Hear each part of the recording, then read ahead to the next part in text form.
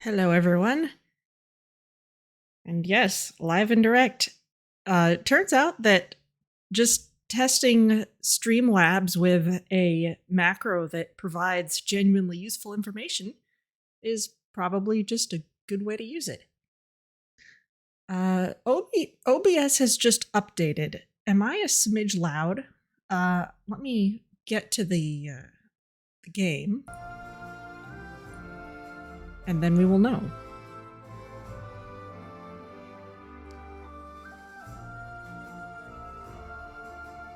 So if I am a little bit loud, then I can turn myself down a bit. Also, my voice is a little tired from yesterday because on our bike ride yesterday, we were very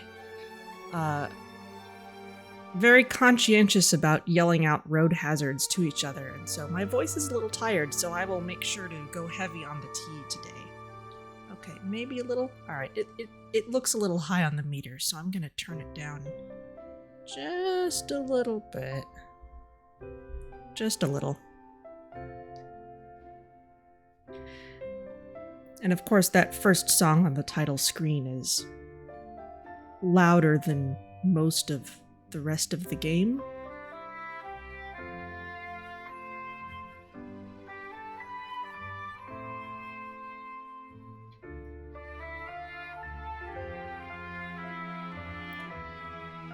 So yeah, that's the plan for today. The plan for today is we're going to do pretty much all socializing. I will still try to get some of those Empyrean buds that we need to upgrade stuff, just because it would be fun to upgrade more things.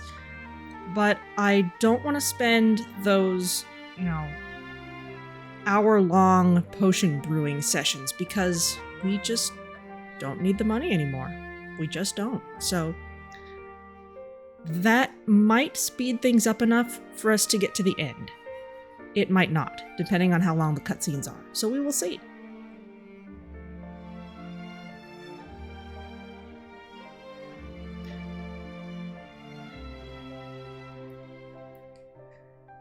Hope everyone's having a good day. It's bright and sunny out there. I'm kind of exhausted from everything that happened yesterday.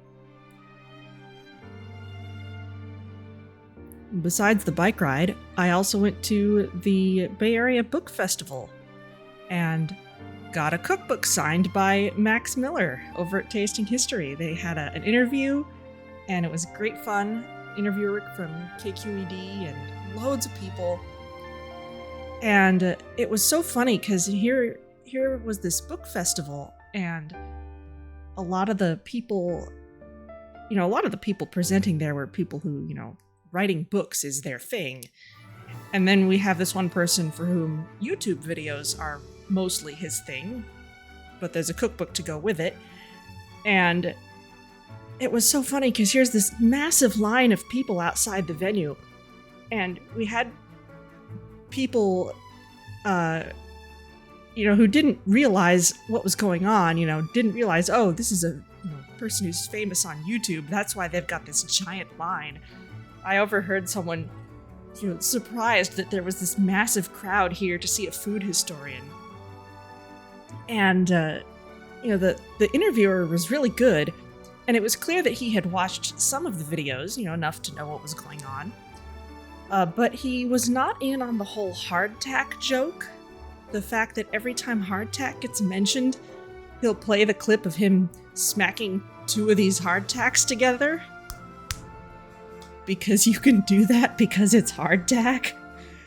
And so when the subject of hardtack came up in the interview, suddenly people in the audience are just like clapping twice for it because that's what you do. And I don't think that the interviewer realized that that was a joke. He just thought, yay, we're applauding for hardtack. So that was a fun time. It was pretty great.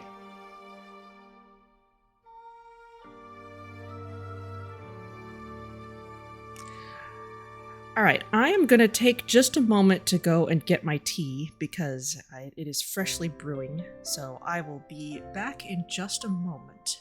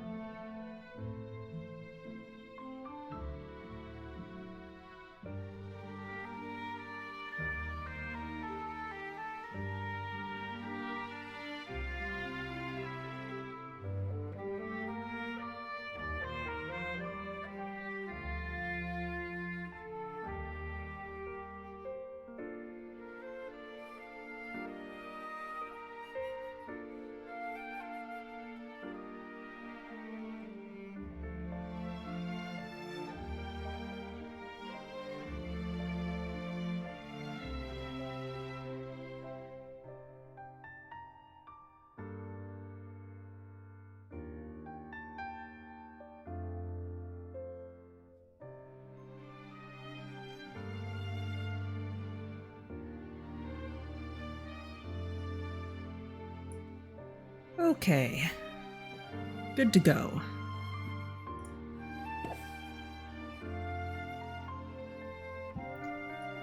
Beautiful sun, but been overcast and drippy. Yeah, yesterday's ride was legit rainy for, well, most of the actual rain was before we started, but it was definitely cold. I actually brought long-sleeved stuff along, which I don't usually, even when it's a little chilly. But it was cold, and I was glad to have the long-sleeved stuff. All right. Day 46. It is early morning. We have a couple of quests. Okay, we have a few quests. So let's do these two that will unlock our friends' final levels. As always,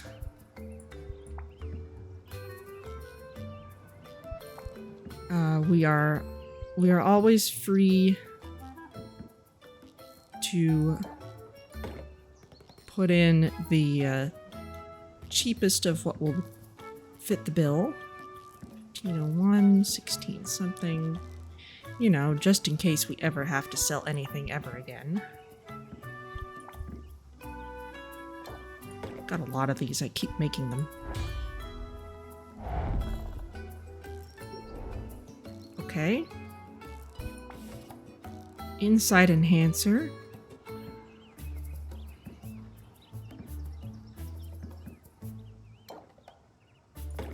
And an alertness enhancer. 15.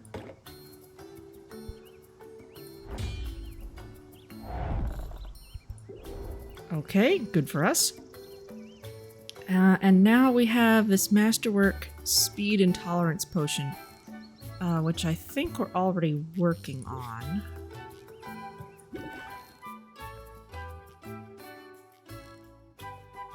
So let's see what we have brewing. Again, don't want to spend too long here. It's worth putting in time for our friends, though. Okay.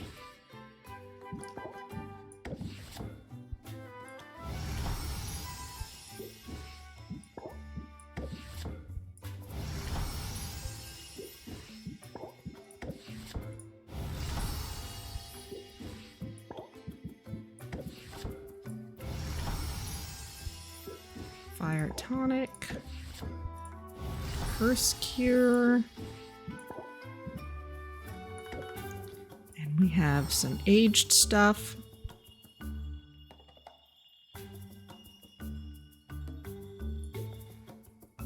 Oh, Bandcamp is now offering the soundtrack of this game. That does not surprise me at all. Gotta see if it loops properly. Well, if it doesn't, I'm sure a little work in Audacity will fix everything. Okay, we've got tons of good stuff. Let's see if... we cannot turn this in.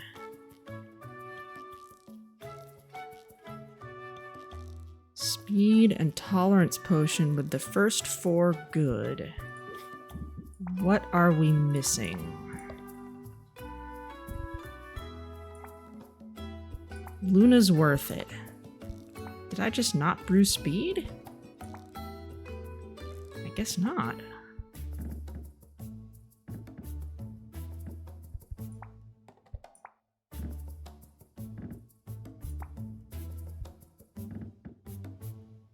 Okay, we have those. And we might as well age the rest of them, because why not? Since we can only put 4 in. But okay, let's... as I recall, it was difficult to get the right ingredients for it. For some reason. And I don't have any other speed potions on me. So let's just give that a try. got our magical wasteland cauldron. We'll try and make a speed potion.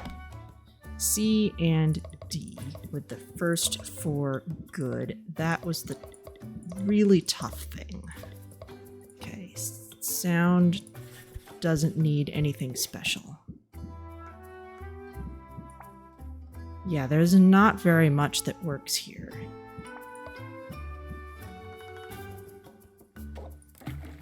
So, taste, sensation, can't get anything.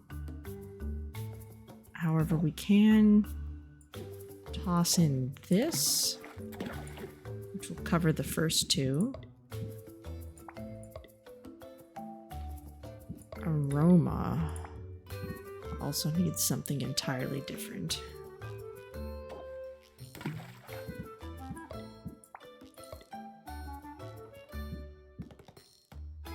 Dragonfire Pearl. Okay.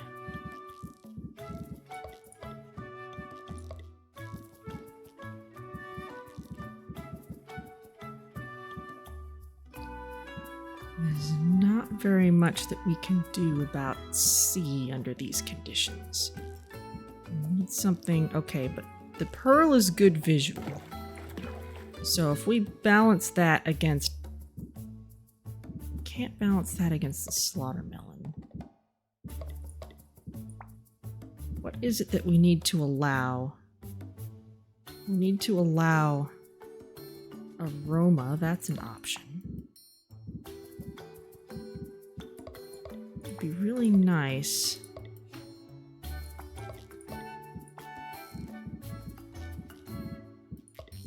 What do we have that's got C in it? We've got various kinds of mana which are good across the board. We've got stuff that has wrong things in it in rather large quantities.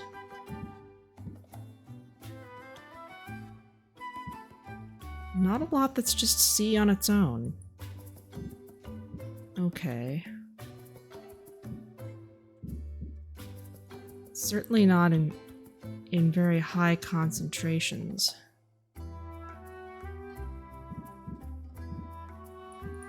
Oh, I'd have to allow those two.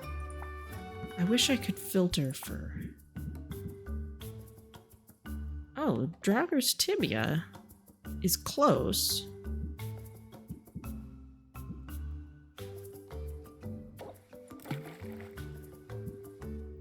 Let's see what happens if we put these in. The ratios will be a little off. A little too much E, but there's enough C and D that it could be okay.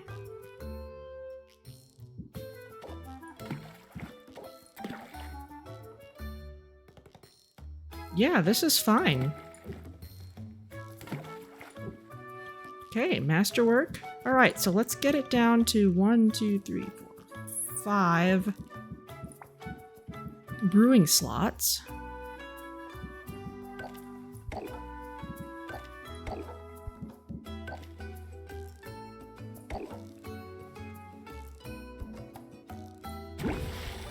Okay, yeah, that actually works relatively well. Alright, so we'll have to come back in order to ship it. And I'm going to double check our front window just to make sure that we have everything we need in there.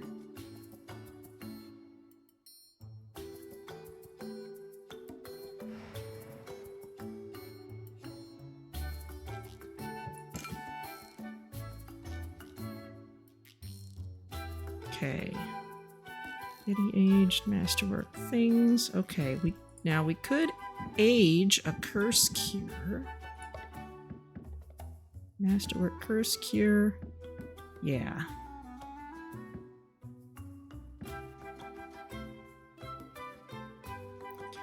Okay, so let's throw one of these into a barrel. Because we've got plenty of time, we might as well. And I just used up my better barrel. But that's fine. It's not like we don't have others we can use.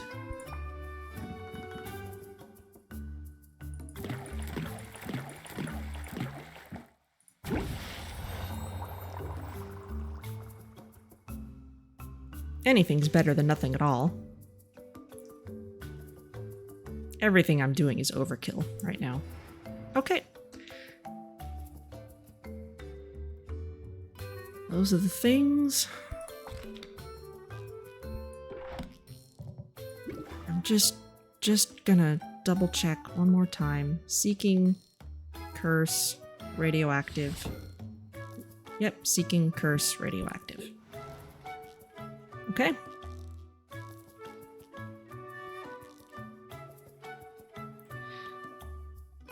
So with that done, let's glance at our deck builder.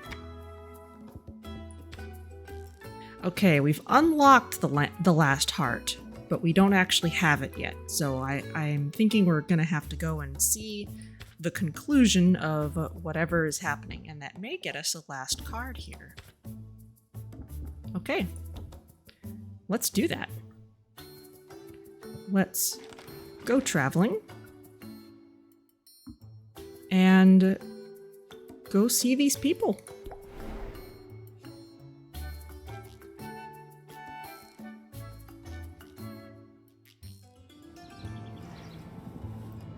We meet again. Okay, ranking up is not an option yet. Oh, I've got something I can give you.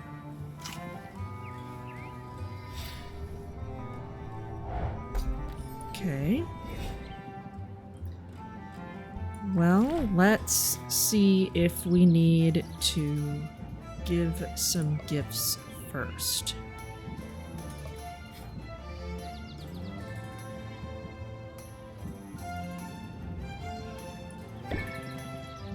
I guess you were paying attention.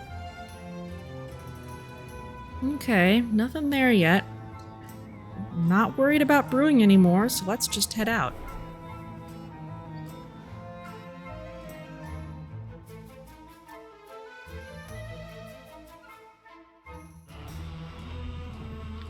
Your arrival heralds much joy. All right. Well, let's give you a gift. You can also have... Oh, I didn't order them by price, but okay. Well, that's something. All right, well, we've still got a few days to figure that out. Let's go see the pirates.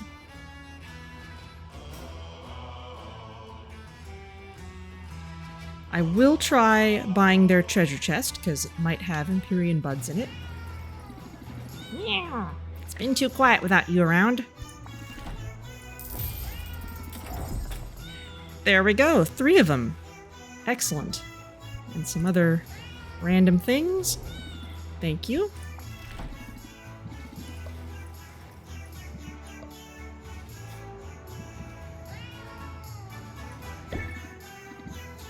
Pepper's impressed, I can tell. Everyone likes mana. Okay. Well, nothing new with them. Onward to mischief!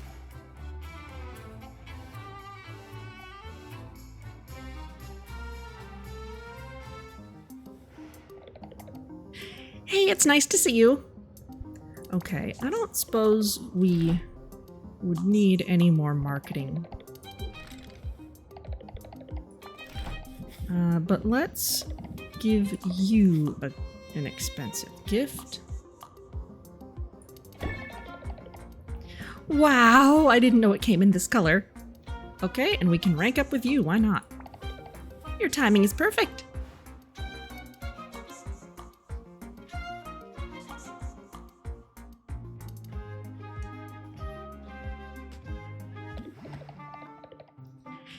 Sylvia, I am on fire, fire, fire today. Stand back. I don't want to burn you. I could use some of that energy.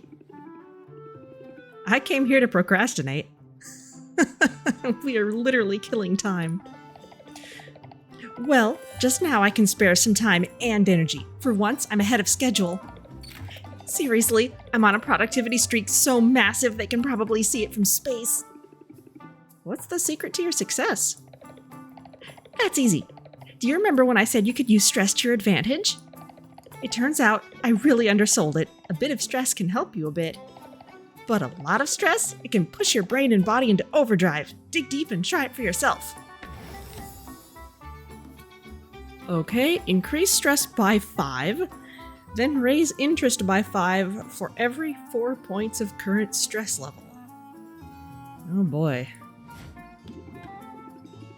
It's on the risky side, but it might be a good strategy. It works for me. Now, do you have 7 minutes to spare? I thought we might step outside.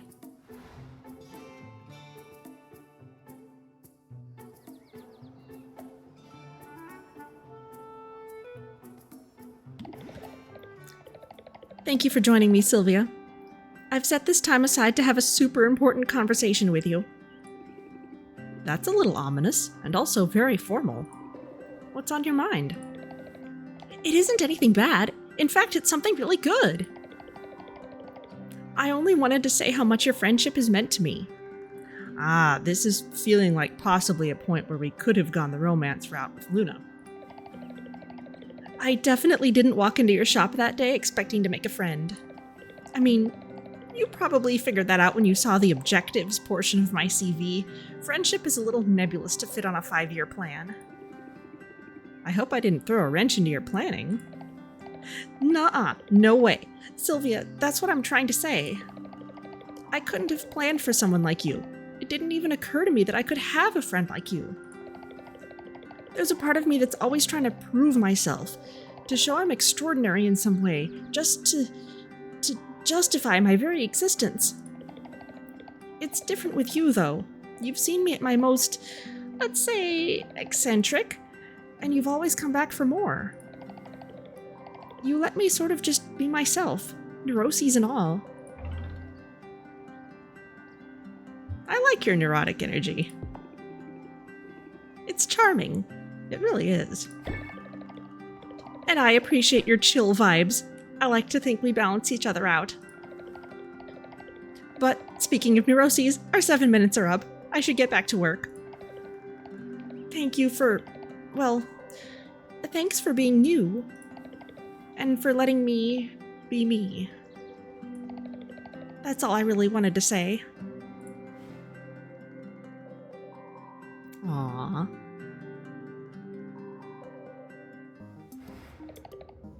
What a nice surprise! Okay, another nice surprise is that we could rank up with you again. Let's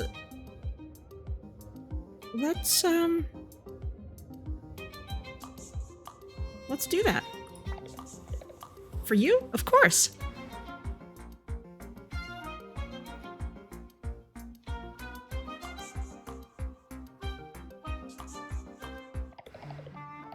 I'm glad to see you today, even more than usual. It's those warm welcomes that keep me coming back. Well, I hope you still feel that way after I ask you for a favor. Tell me something. Have you done your finger stretches today? Because I've got 85 birthday cards to sign, and I'll bet you could forge my signature pretty convincingly. It's actually just a squiggly line. Luna plops down a stack of 85 birthday cards. They feature an image of the Bay's infamous statue of Maven. I bet this brightens your siblings' day. I bet it makes them shriek. I chose this particular image for a reason. Growing up, our parents used Maven as their own personal bogeyman. Luna, you'd better clean your room, finish your dinner, ace that test, or Maven will come and take you away to her island. It probably blows their minds that I moved to that very island of my own free will. Luna begins gracing each card with a slapdash but impressively consistent signature. Sylvia commits it to memory and then pitches in. I appreciate the help. We're all from the same clutch, so birthdays can be a lot. Does this mean your birthday is coming up? Not for a couple months, but the mail to the mainland is so super slow, and I don't want these to be late. I usually just work on my birthday, but maybe we can do something fun this year. It's awfully nice having a friend in town. It makes me happy. I especially like having someone around to help me forget about work for a little while. Wait, really? I thought you liked thinking about work. I mean, generally, but my new client, the one I told you about in a vague and mysterious fashion, She is kind of a lot. There's that face again. I love it. Ooh, who is it? I promise not to tell anyone. Technically, I'm still bound by an NDA. I can't name any names. But there are some loopholes in the agreement, and I know you're trustworthy. I'll tell you this much. The client is a celebrity on the mainland. She's royalty, in fact. We've had royalty once here. It didn't go well. Do royals need publicists? Oh, yes, they do.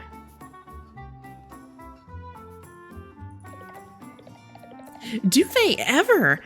I mean, if you think about it, their authority sort of relies on selling people a certain image. Wow, this is timely. Noble bloodlines, grace, taste, and wisdom, a self-evident right to rule, royals are constantly selling a narrative. And if word gets out that a certain spoiled princess is ill-suited to choose breakfast, much less the course of a kingdom, well, that's when her subjects start asking uncomfortable questions about the line of succession. Some of them might even go a little cuckoo, if you know what I mean. It sounds like important work. You're basically a kingmaker.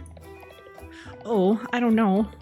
Mostly I'm drafting social media posts about what she's eating for breakfast. But if I make it through this trial period, it'll pay well. That's something.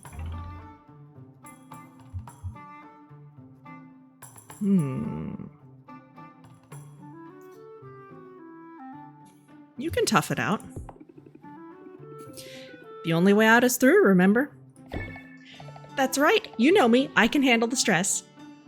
Hi, reliable battles. A true stress junkie. Oh, it's true.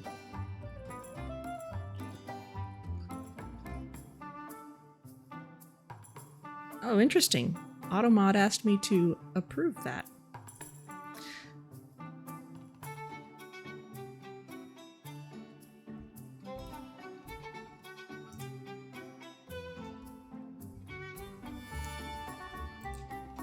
There we go. Let's get... You know...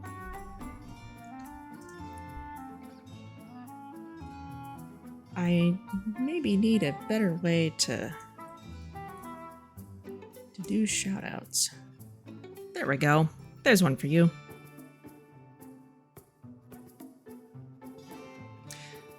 Flexicon, Automod asked me to approve your comment before it was posted, and I am not seeing it in the actual chat yet. Well, I guess that's something for us to learn about. That's right, you know me, I could handle the stress. And the benefits of this situation potentially outweigh any negatives. To me, there's nothing better than amplifying worthy voices and ideas.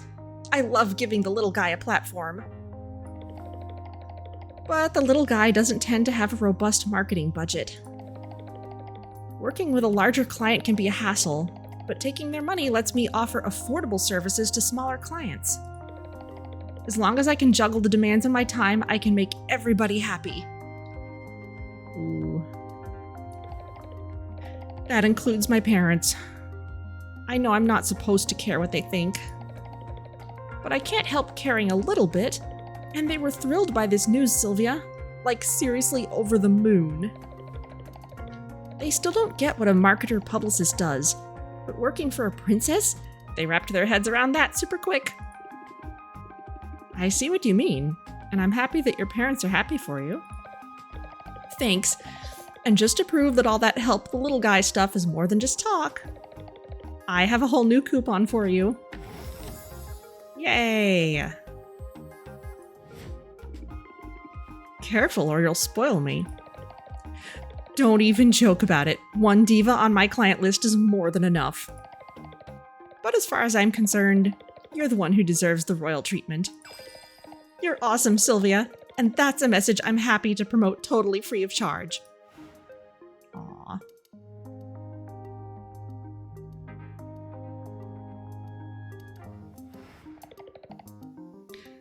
All right. Well, how are you doing, Reliable Battles? Hope your weekend is being awesome. Let's see. We gave Luna a gift already. So let's swing by other people.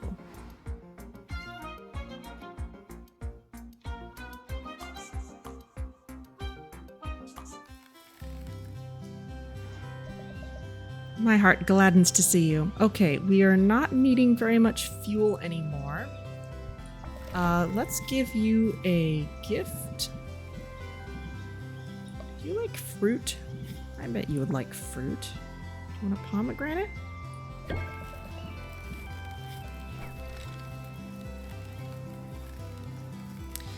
Okay, I would like to rank up with you, but I would kind of also like to send the adventurers off, because I am sending them out for Empyrean buds.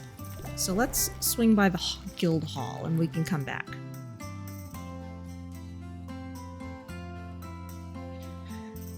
Quiet day for you? Yeah, today's been quiet, but yesterday was absolutely not, so I'm still kind of resting from that. Okay, don't see anything new here.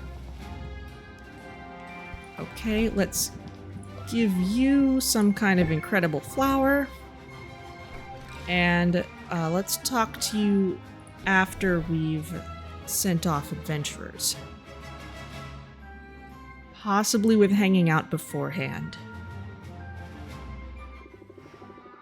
I made it all the way to the end, and I couldn't have done it without you. Magical Wasteland Floor. You got 2 of them. I don't need 2 of them. Oh well.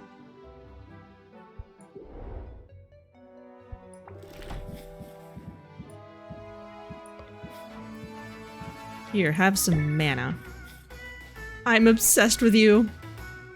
Well, we already knew that. Okay. Let's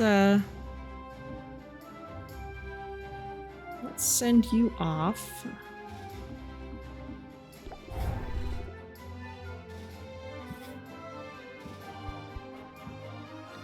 You're gonna need a petrification cure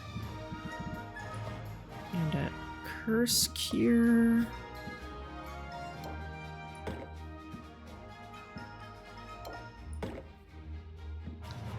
You're gonna need radioactive tonic, radiation tonic, I should say. Yes, it has a total value sorter.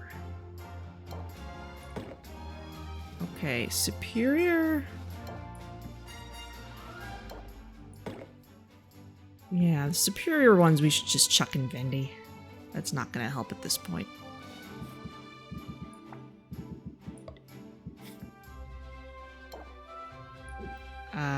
Let's keep that one, just to make sure I don't get rid of them both by mistake. You're also going to need mana. 1, 2, 3, 4, 5, 6, 7, 8, 9. You're gonna need 5. So we'll give you 6. And you're gonna want a health potion.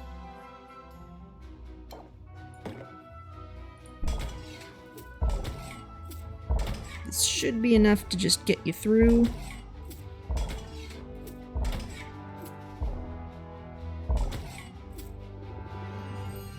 Okay, which means let's check out the enhancers. We don't care about rare magimins. We do care about you just finding more stuff. I wonder if this counts as rare. I think it does. Oh, and a stamina potion.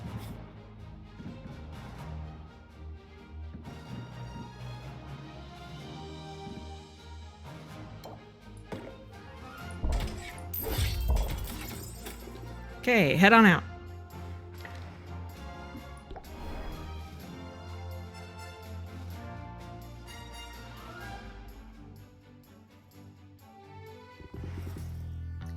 Business, pleasure, or a bit of both? Well, let's say a bit of both. You didn't have to, but I'm so glad you did. Okay, let's rank up with you. It's always nice to hang out with you.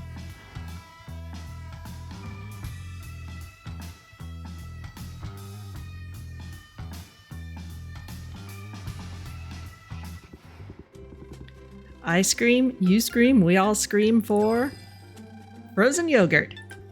Huh. It's not quite as catchy as it should be, is it? I guess you could workshop it? Nuh-uh, sounds like work. And today is about anything but. Sylvia is familiar with the ice cream vendor, enough to notice that something is unusual. This place is usually a lot busier. Well, about that. I sort of rented the place out. Wow, really? You can do that? What can I say? Sometimes being a celebrity has its perks. We've got the run of the place for a couple hours, and I humbly suggest that we use the time to eat as much frozen yogurt as humanly possible. Why not ice cream? Rookie mistake, Syl. With ice cream, you pick a flavor, and then it sort of is what it is. But with yogurt, you have a huge array of toppings, and therefore a lot more control over the final dessert. It's kind of a blank slate, a steady beat on which you overlay a melody of your own making. Just look at our options, Syl. It boggles the mind. Sylvia gazes out upon the available toppings, and she quickly sees that Zid has a point. Colorful confectionaries, fruits and nuts, and candied eyeballs lay spread out before them like a banquet set by sugar-crazed children. It's enticing, and slightly overwhelming. I don't know if I need more decision points in my life. I can help you make good choices. It's all about maximizing your pleasure. Fresh fruit is tasty, but dried fruit is denser, so you can eat more of it. Yeah, but then you gotta drink water. And ectoplasm takes some getting used to, but it won't cause your blood sugar to spike and crash like butterscotch will. Wow, you've really put some thought into this. Yeah, I'm a master of the scales, meaning both musical scales and the yogurt weigh-in variety. This is pretty amazing, and so generous of you.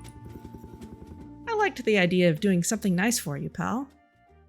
Ah, okay, this looks like another possible romance point if we'd gone this way. And, well, it might be a little premature, but I'm in the mood to celebrate. You know the song I've been working on? I'm almost done.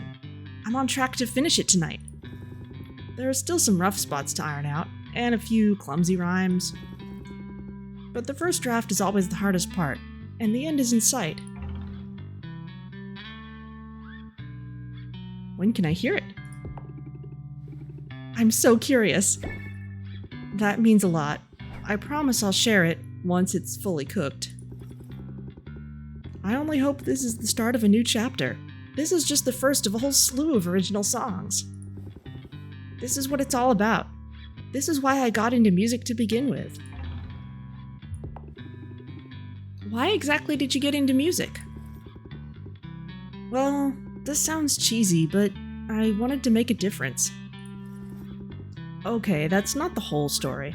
What I wanted was to be in the spotlight. I've always loved being the center of attention. But I also wanted to use the spotlight to enact real change. It's just amazing to me, the power music has to sway hearts. I wish everyone with a platform thought more carefully about how to use it. Wow. I feel like this game is talking directly to streamers in a few places. With great stage presence comes great responsibility, right? Only I got totally swept up in the race to be on top. I let myself become a cog in a corporate hit-making machine. I didn't write a single word, or share a single original opinion. Not for years. No time like the present. Isn't that the truth? The words have been flowing out of me lately. But I still need to write the climax of this song, and it's important to get the tone right. So what do you think? As the hero comes to the end of her trials, should she be pretty confident? Or does she worry that she'll fall short right until the very end?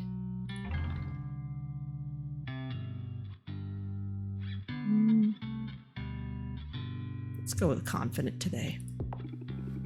It's more fun if she's confident. She's come all this way, and she's learned to trust in her abilities. Sounds like it all builds to a rousing finale. Okay, that should be the last piece of input I need. Now I've just got to iron out that rhyme scheme. Nothing rhymes with coupon, does it? But that's the final treat I had for you today. Okay. Decreased adventure cost, and I actually did things in the right order this time. A coupon! Soup's on! I'm obviously not a songwriter. And yet, make no mistake, I couldn't have written this one without you.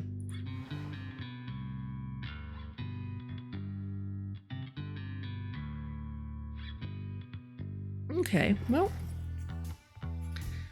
that's that. We've already given you a gift. So let's send you to the magical wasteland as well. And we'll have to give you all the same kinds of stuff. Let's put this on. Radiation. Superior's pretty worthless. Curse and Petri.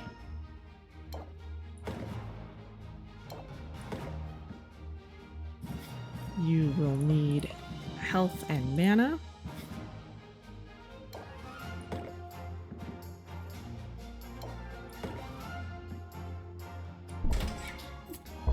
That should be fine.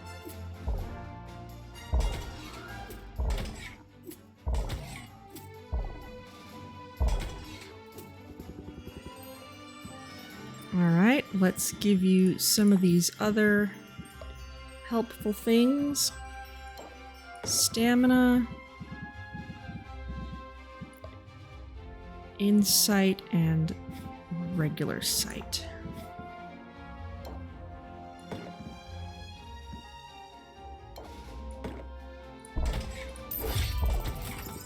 Music to my ears.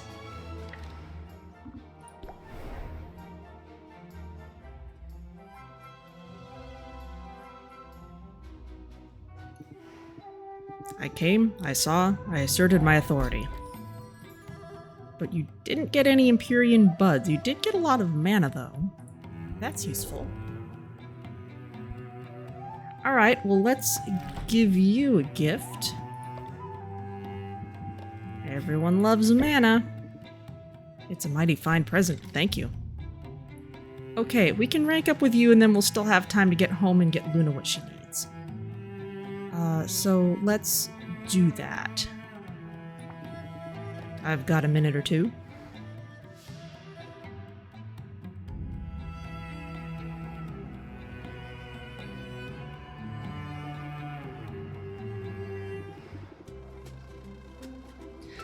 So, what's our project for today? As a matter of fact, I didn't have anything in mind. Why don't we do some of that relaxing you're so fond of? Maybe we could treat ourselves to something sweet. I guess that depends on what you had in mind. Let me guess. Raiding a bedazzler hive for fresh honey? Fighting a pack of feral squirrels for foraging rights to a berry bush? Ice cream, Sylvia. I'm talking about buying some ice cream. I'm not completely uncivilized, you know. Everyone wants ice cream today.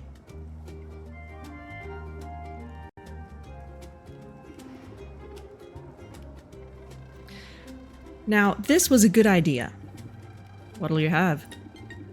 It's hard to choose. So many options. Not for me. Only one vegan option. You know, I've never tried vegan ice cream before. What's it like? You want to try it? I'll pay. Sylvia isn't sure what to expect from vegan ice cream. She sniffs it, then tries a small spoonful. It doesn't have quite the same texture as true ice cream, but it's flavorful as it melts on her tongue. Hey, this is pretty good. Honestly, I'm not sure I would have even known the difference. Right, so, anyway. Ooh. I have a lot of options here. I could keep pushing the how long have you been a vegan angle.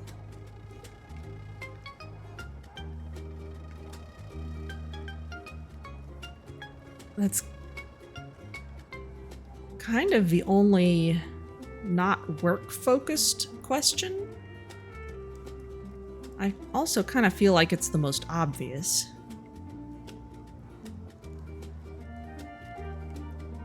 How's guild life is also kind of speaking to me.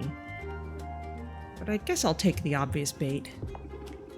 How long have you been a vegan? Been some time now.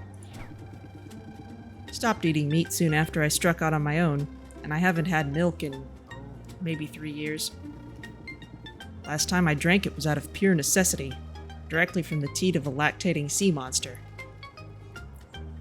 Taking the Skywalker route, I see. Yeah, that might put me off of milk too. I hope you don't mind me saying so, but your small talk can use some work. Not certain it's worth the effort. What's small talk gonna get me? Okay, well, love connection, we have sailed on a different boat. It puts people at ease. Lets you know you're approachable.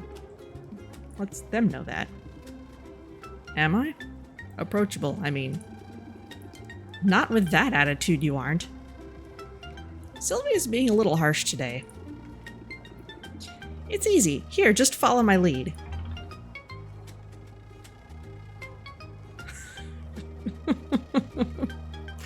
Corsac's not a book person, but weather is just, ugh. No, I can't bear to. Read any good books lately? Yes. A monograph on how to effectively husk a 3-legged coconut. Unfortunately, the book was eaten by a 3-legged coconut. Okay. Alright, let's try again, but maybe without bringing up any weird monsters this time. Favorite food? What's your all-time favorite food? I don't rightly know. Is this a trap? This feels like a trap. Corsac, relax. There's literally no wrong answer here. If that's true, then what's the point of asking?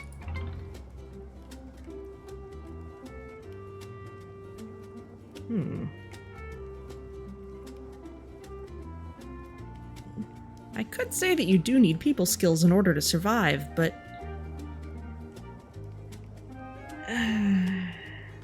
like, that would be the trying to convince him answer, but... he can do just fine on his own, really. I want to get to know you better.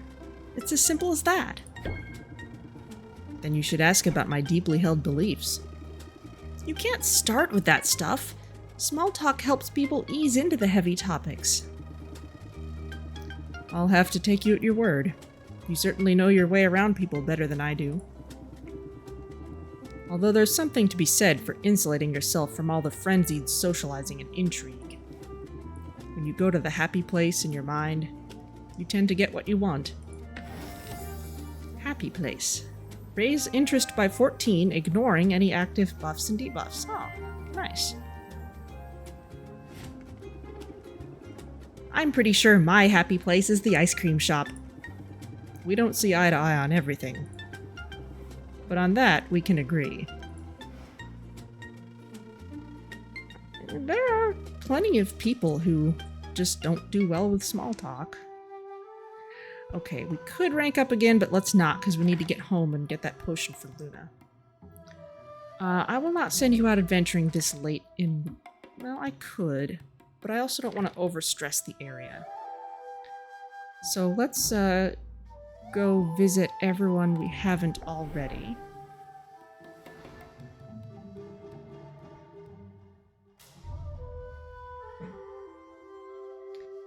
There, the snarl smile thing worked. Yeah, that was okay. Oh, we could rank up with Roxanne. Well,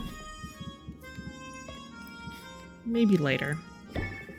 Happy to take it off your hands. Anyone else? We have visited with everyone already, including Saffron. So, time to go home. I think we're finishing a day in record time here.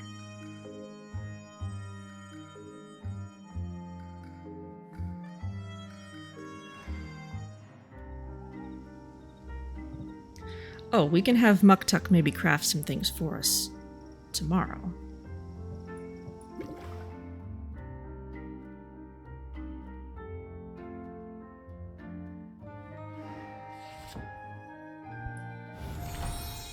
Okay, bottle this up. And those things still have a couple ticks left.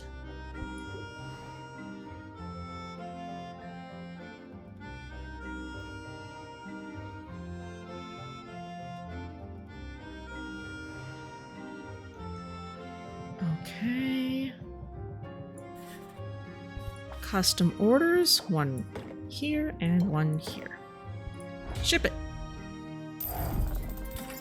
Ship it good. Okay. We don't have anything left to brew for anybody. Just for customization, what's on this last shelf?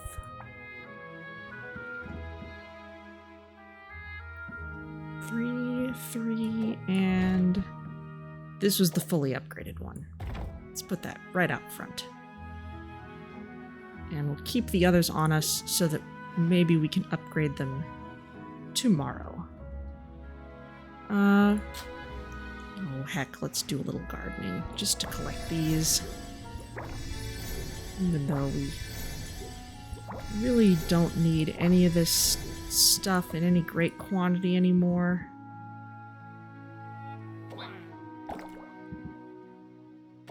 D and A, sure, why not? C. B. Why not?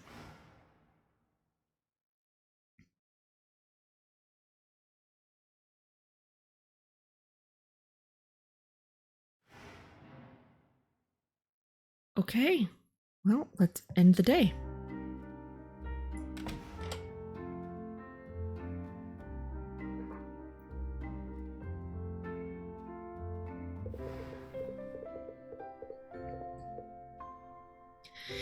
Radiation tonic, okay. And a curse cure, sure. Oswald? Masterworks too. They're not fooling around, not a bit.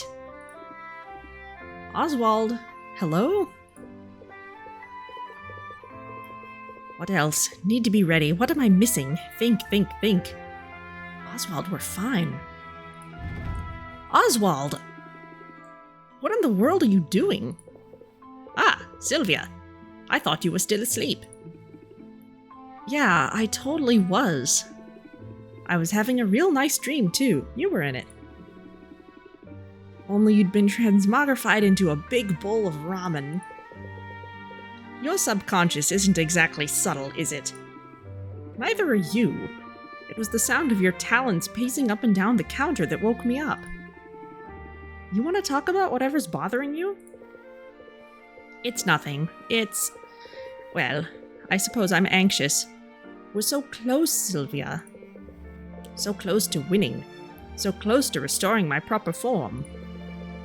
If you win that grand prize, I'll have arms again. Fingers. I scarcely know what I'll do first. How about mopping? Could the answer be mopping? You act as if I'm some freeloader. It's not my fault these wings aren't made for manual labor. But, so you know, it's been an honor, Sylvia. The sheer existential horror of being forced to live as a bird notwithstanding. I'm happy to have had this chance to get to know you, to work alongside you. I know I have no right to say it, but I'm so very proud. Wow, that's That's actually really nice to hear. And to be honest, I feel the same. I mean, they told me you were dead. I thought I'd lost you before I ever got to know you. I feel really fortunate that we've had this time together. Dear niece, it warms my heart to hear it. Just to be clear, though, none of this is getting you out of mopping. Day one. I told myself I wasn't going to cry.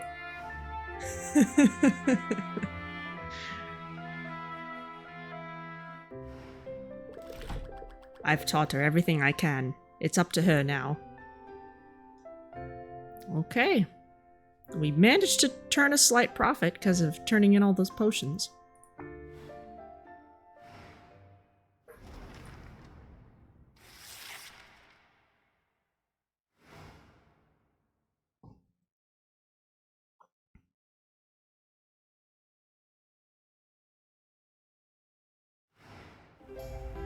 Dental gloss. Chalky textures have shown to have a positive effect on tooth enamel. Combine the brightening effect of a shadow tonic for best results. Okay, and Dungeons Sans Dragons. Arctic is affected. Okay, well. Let's get that stuff out of the aging barrel.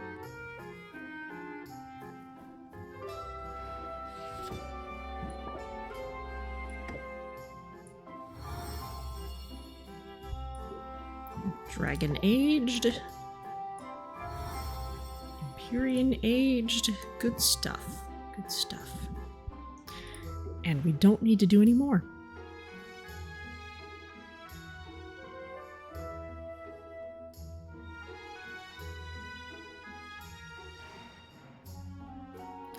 Okay, but let's put this aged one on the shelf.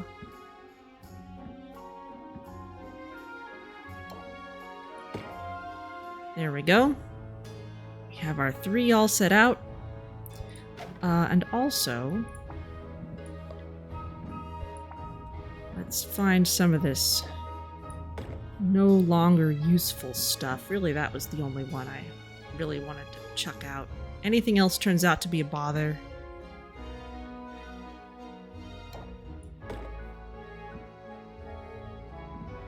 We have other shadow tonics? We do. We have tons of them.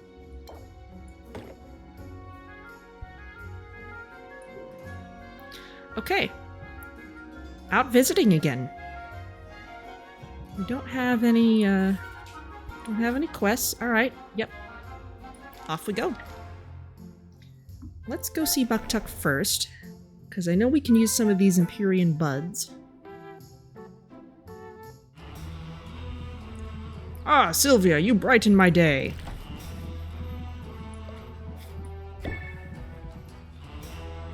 Have a lovely gift. We can rank up with you. Okay, but first, let's actually focus on front of the store, because we're just going for appearances at this point.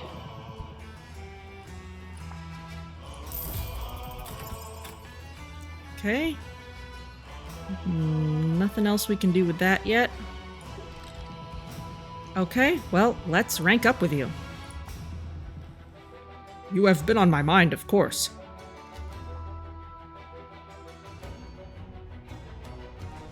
This is probably his last cutscene.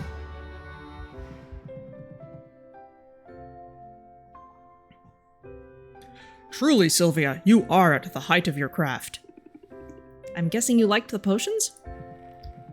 Quite so. The taste was so pleasant, I could not help but lick my lips. But what's more, your potions bestowed upon me a sense of enlightenment, as if my third eye were pried open. I realized that an artist is ill-equipped to be his own critic, and so I had an idea, to place at my sled a box for comments. For I seek guidance, and while the ancestors may be silent, customers rarely are. What sorts of things did people have to say? Oh, I would not know. I have not yet mustered the courage to read the cards.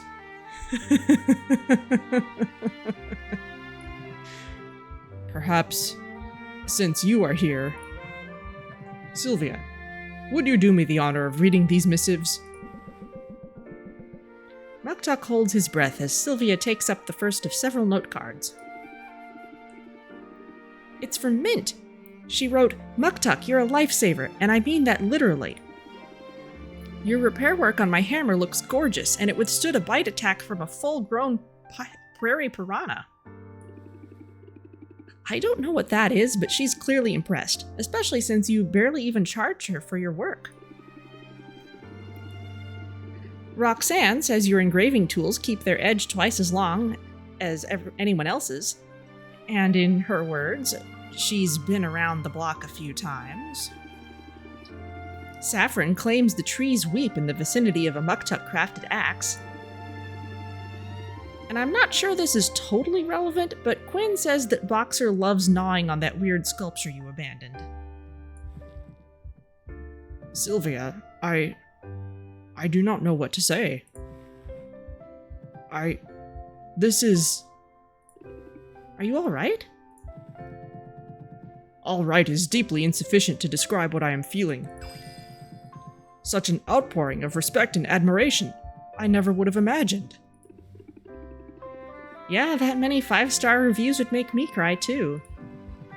You joke, I think. But you know the depth of meaning in this. We toil, all of us, because we must work to put food on the table and a roof over our heads. But for some of us, the work is also a calling. A roof is necessary, but it is fulfillment we crave. To know my work is appreciated on this level, to know that others see the value in my labor, this is a gift unlike any other. To be fair, I've been saying this stuff all along. I thought you were just being kind. And you are kind, Sylvia. Your support has been of the utmost significance to me. Were I to have the encouragement and adulation of all of Rafta behind me, it would mean nothing without you here beside me. Come, if you are in agreement, I should like to return to our special place. Ooh, the ice rink.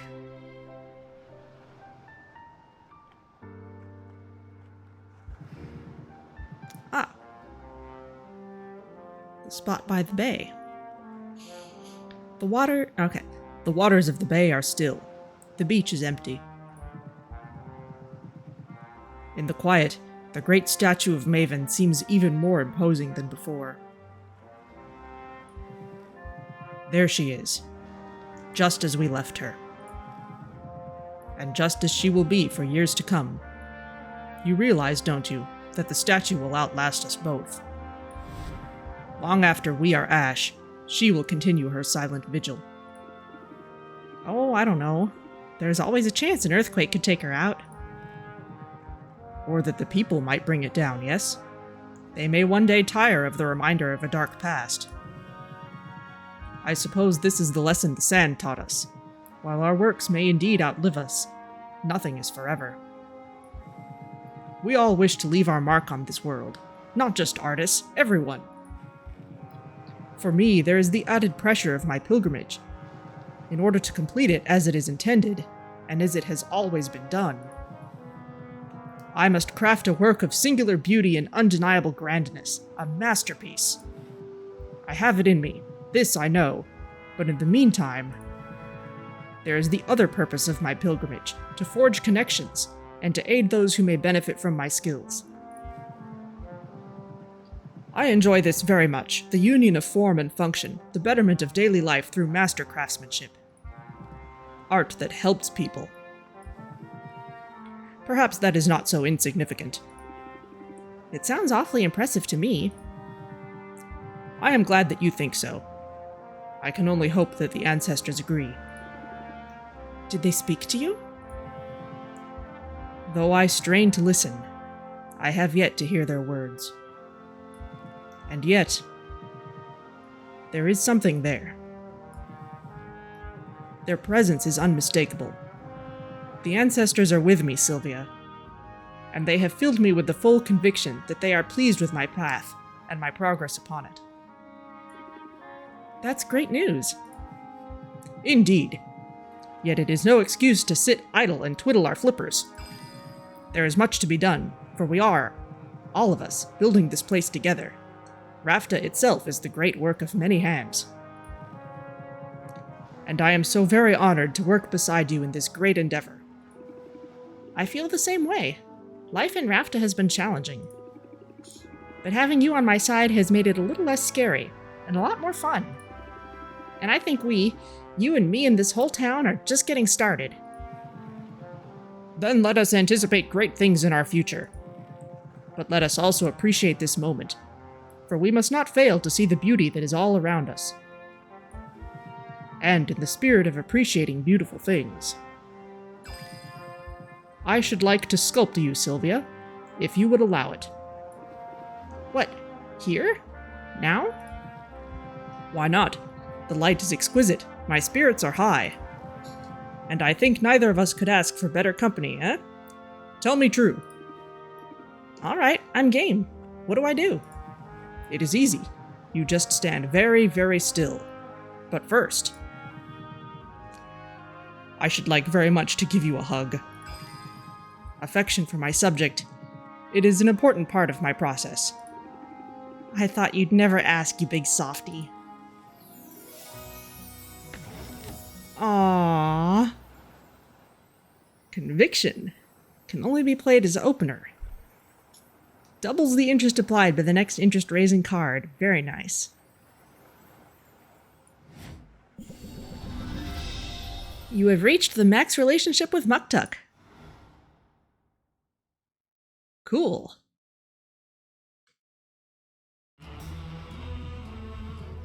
My dear friend, how can I help? Well, I think we're set for now, until I get some more Empyrean buds. So, let's go down the line.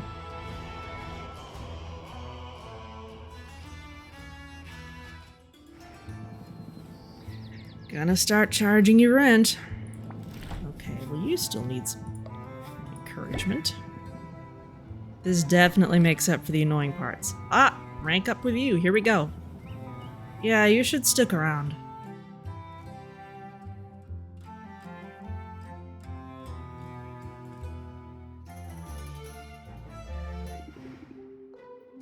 So, did you get the potions?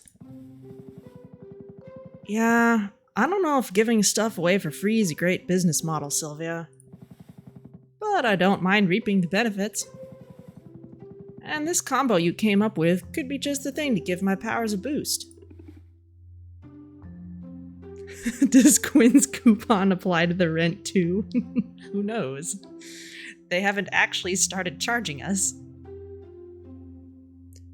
That's the idea. But range is just half the problem. The other is precision. And I think I've figured something out that can help me with that. Here's the thing. Clairvoyance is sort of a catch-all term. It covers a range of abilities. I'm thinking my deal is, more accurately, telemetry. It relies on associations between an item and a place, or person. So it's not entirely random then. Right. I eat squid vine, I see the mer person who harvested it. Ah, that's why giving you stuff works. I start washing down stuff with your potions, I see you. Ah, that's why that happened. And now, I've just gotten my hands on some grapes. The same variety my parents grow. So if you eat them, then maybe you'll get a glimpse of your parents. It's a theory, anyway. There's only one way to test it. So you're gonna do it? Right now? I mean, may as well. You want to stick around? Sure, of course. Cool. Here goes.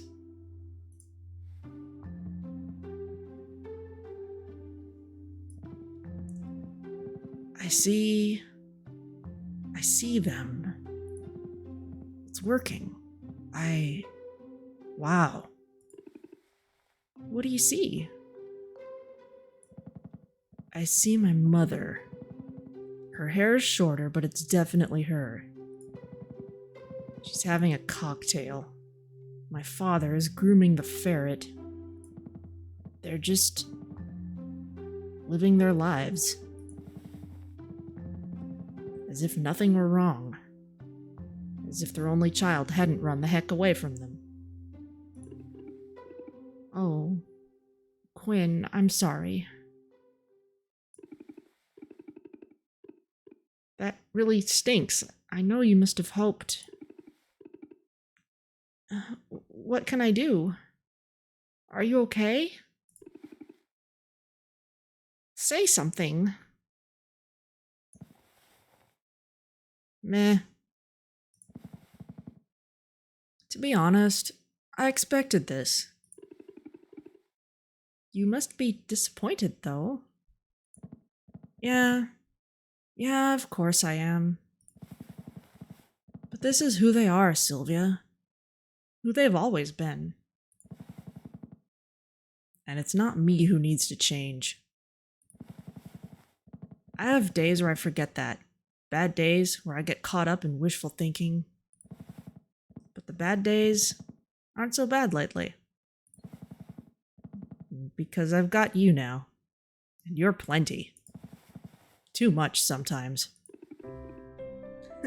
Don't ever change, Quinn. I mean it. I don't plan on it. But it's kind of alright being out of my comfort zone sometimes. I'm glad I didn't push you away. I mean, I tried. But you're stupid stubborn, Sylvia. I just had a feeling we'd make a good team. And I also have a feeling that we would be really, truly excellent at hugging. You've gone too far, Sylvia. I'm quickly rethinking my don't push her away stance. Sorry, Quinn. This is happening. No, don't push this kind of thing. Don't. Oh, what the hell. Aw. Oh, take it or leave it. Raise interest to the next level. Effect ignores customer shield. Close sale. This is actually really nice. Because interest doesn't actually cause a price increase until it ticks over to the next level. So if you're stuck near the bottom of it, and you could add interest, or you could just do this would be good. Alright, max relationship level with Quinn. Very nice.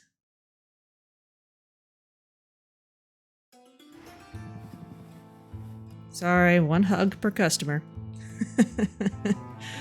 Alright, well, don't really need to buy anything from you. Let's see if the pirates have anything for us.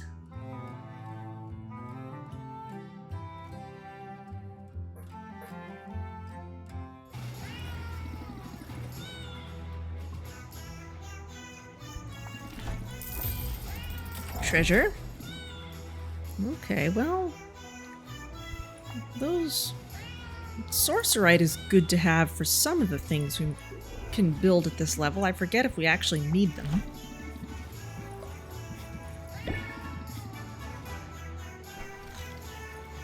Alright, we can rank up with the pirates. We won't run you off.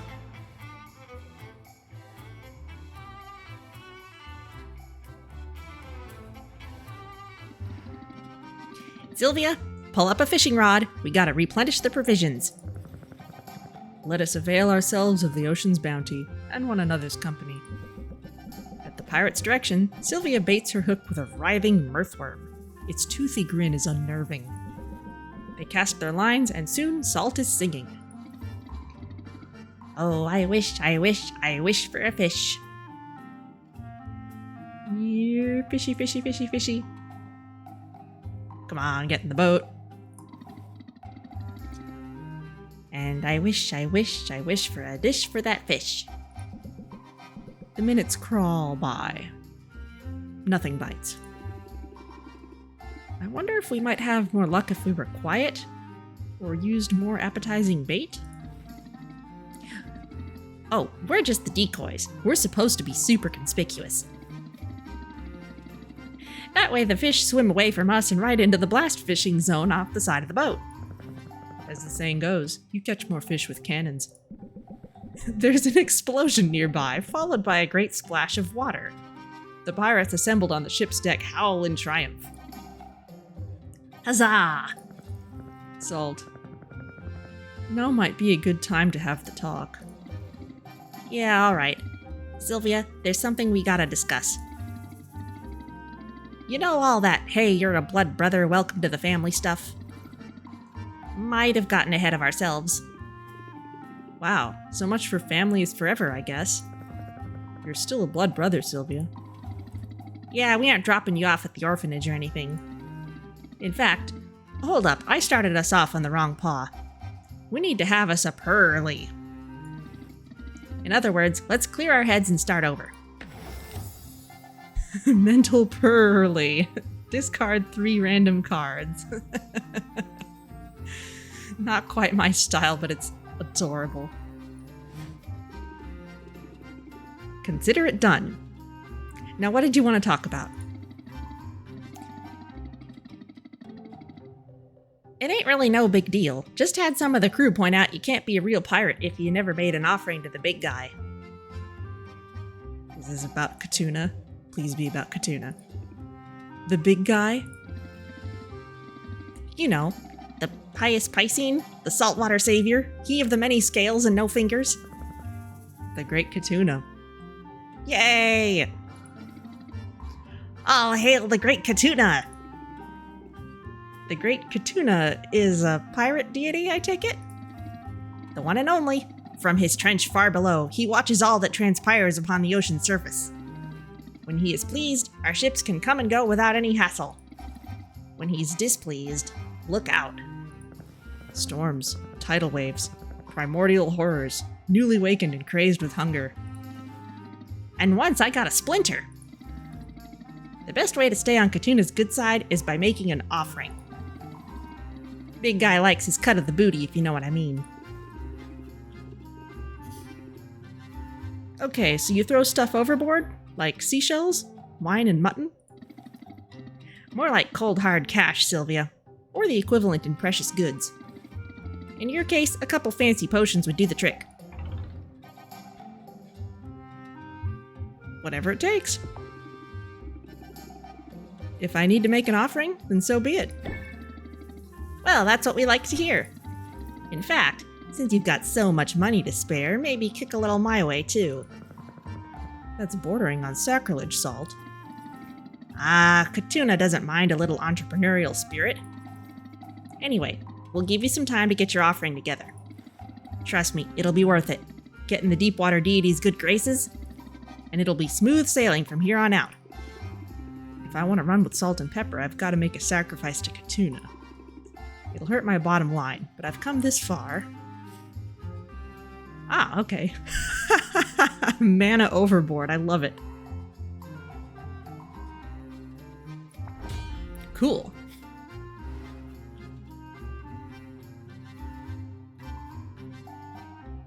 They have the sincerest pirate ship on the seas. I mean, this is sincere. How could this not be sincere? Come on. Okay. Well, let's get home in time to package that up then. Or, we've just got so little time left. Yeah, we better do that, because they still are going to need some gifts to get to that last level. And I know we're not going to get to final level with everybody. At least not before the competition. I made it all the way to the end, and I couldn't have done it without you. Ooh, more Empyrean buds. Very nice, very nice. More black gold ore. Good stuff. Okay, can't rank up with you yet. Best girlfriend ever. Now we can. Sure, now's a good time.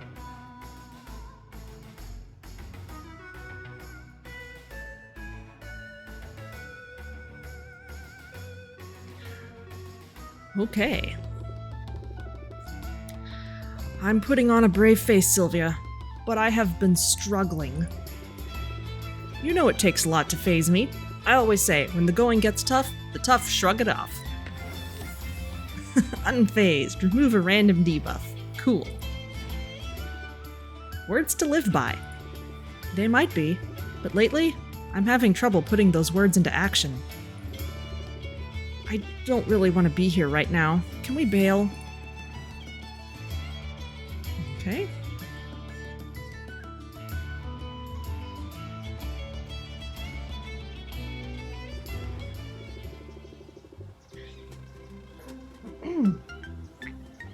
Excuse me. Now I'm in my element. I can't believe I haven't brought you out here already. And hey, 2 sets of eyes are better than 1, so maybe we can multitask. There's a particularly vicious stalking celery on the loose. Stalking celery, very nice. Stalking celery? Yeah, you know, like celery, but toothier. This one's going around and biting the heads off cute little pixies. I think it must be rabid. No sooner does Mint finish describing her quarry than Sylvia catches sight of something moving through the underbrush. It's small and green, with an elongated stalk body, a mass of lush leaves atop its head, and rows of vicious-looking teeth jutting from a gash-like mouth. She has only seconds to act. Ooh. I've got it, or Mint, look behind you. Let's be bold. I've got it. One side, Mint. Dang, look at you. Sylvia pushes past Mint and launches herself into the bushes. What a rush! Unfortunately, the celery is quick, and Sylvia has had very little practice launching herself into bushes. Her prey slips away, and she has to rely on Mint to lift her out of the shrubs. But it isn't a total loss. Mint looks her over for injuries, running her fingers lightly over Sylvia's arms. Their eyes lock, and Mint smiles bashfully. Those were some impressive reflexes, Sylvia. I admire your boldness. I didn't quite stick the landing. Sometimes you have to leap before you look. After all, I'm here to catch you, right? Let's keep looking. Whoever nabs that thing gets a reward, and scores points with the guild. I could use a win. My quest took a turn for the worse. What happened? I found another artifact. A cloak this time. The Cloak of Whispers.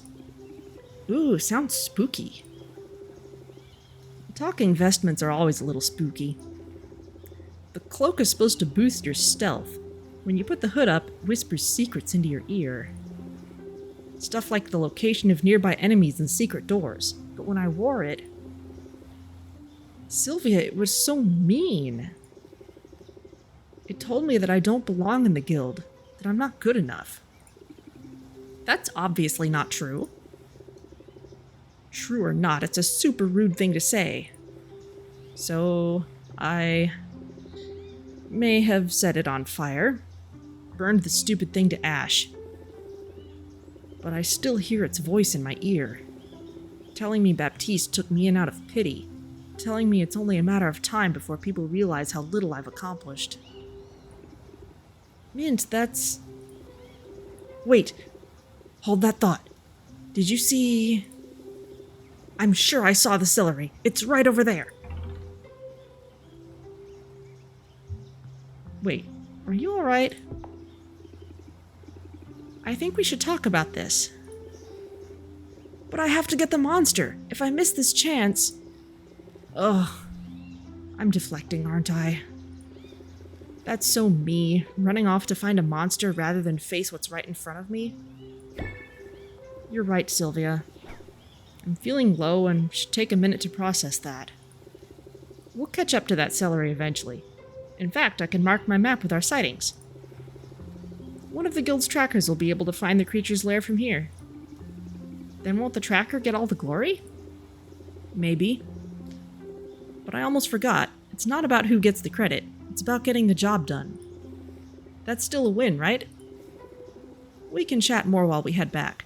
The sooner we send a hunter out here, the better. Because I don't know about you, but I don't want any more dead pixies on my conscience. Mint is so eager to level up, and she's putting in the hours. At this point, I think her fixation on finding a legendary weapon is actually holding her back. Can I find a way to help her move forward? Oh, good thing we made those speed potions.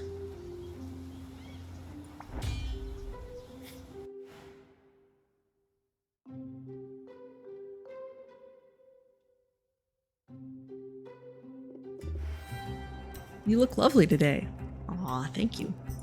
Okay, we gave you a gift already. I want to get home so we can turn in potions.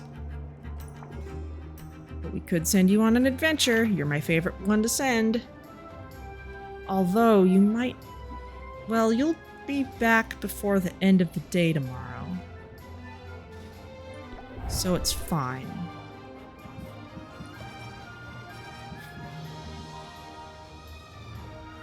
Okay, we've already sent off the good ones.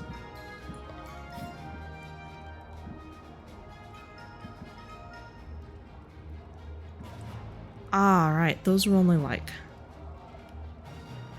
1 star aside from being otherwise good. Okay, we need radiation. Need our cures.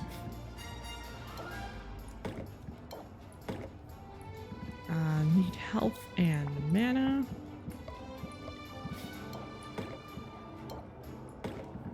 And need... these things have been helpful, so let's go ahead and keep using them.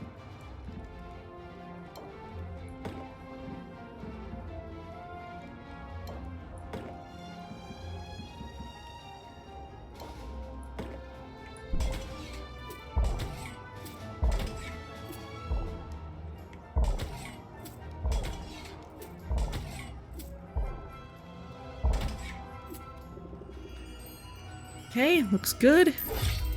Head on out. Alright, hammer time.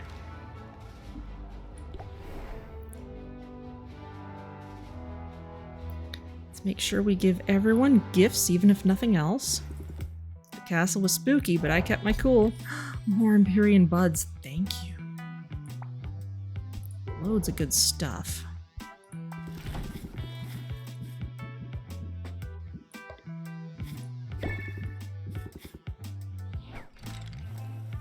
Okay, gift for you. Let's send Corsac as our second person this time. I like alternating between the two. Didn't see you there.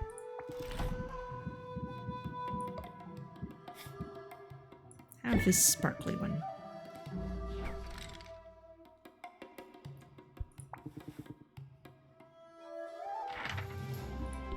Okay, we'll do the same. Well, do you need tolerance for this? I might be able to send you off without one. You will definitely need radiation. You will need the 2 cures.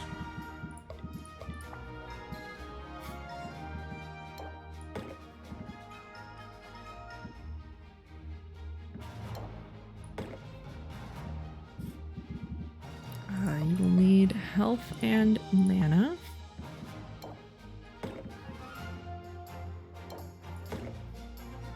We can chuck these in Vendy too. I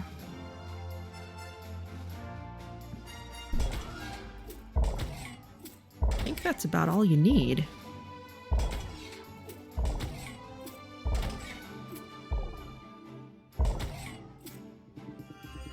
Okay. Then let's go for stamina and either sight or insight.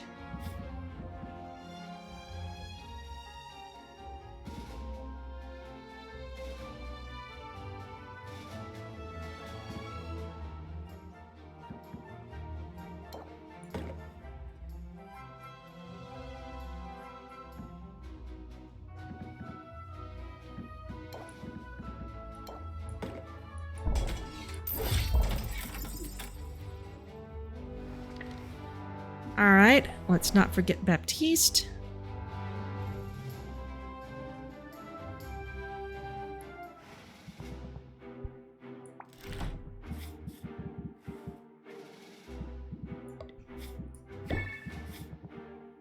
Flour for you. Don't need any of this. We've seen the pirates. It's just Roxanne and Luna at this point.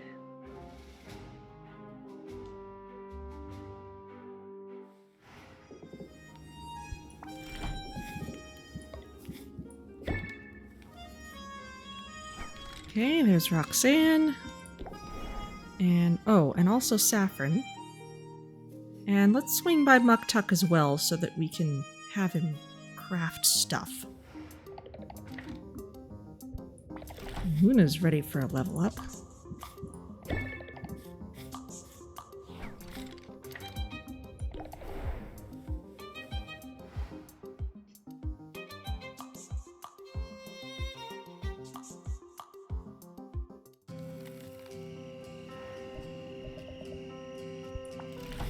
Okay. Shiny things for you. Don't really need anything else at this point, but let's swing by Muktuk.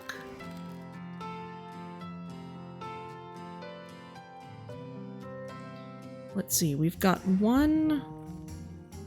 Aw. We've got one shelf already.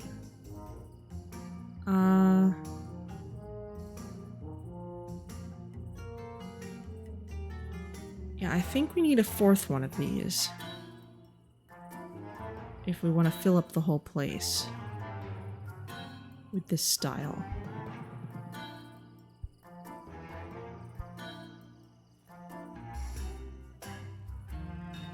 But I want to be sure before I spend more Empyrean buds on that.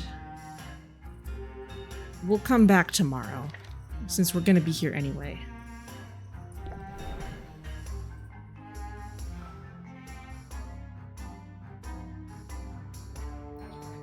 Okay.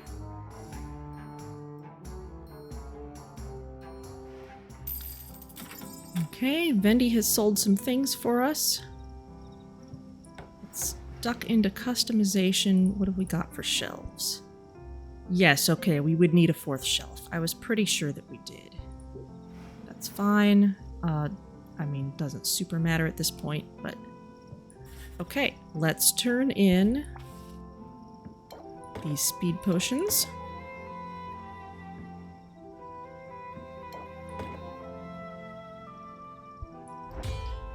Nice that we made those. And for our offering for Katuna,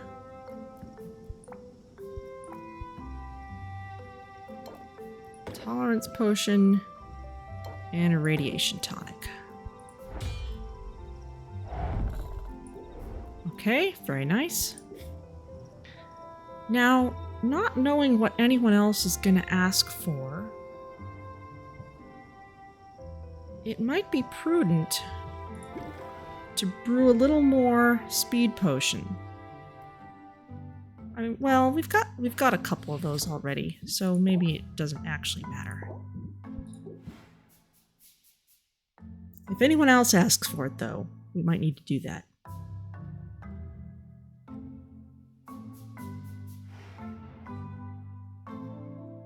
Okay, but that's about all that's left here. I'm gonna put those cheap potions in Vendi.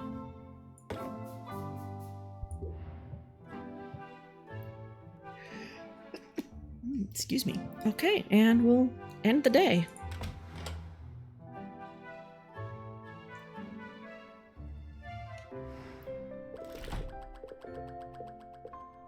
Robin is playing for keeps, but so are we. Okay.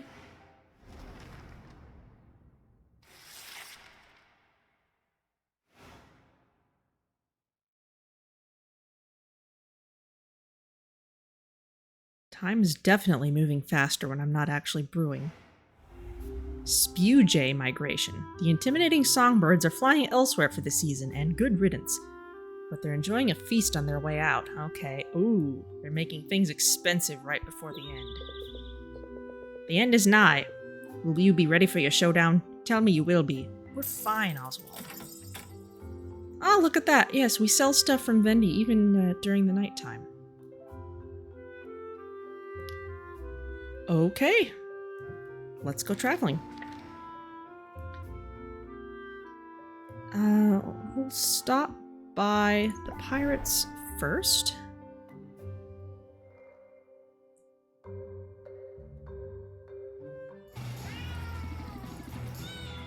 Alright, let us gift you with something.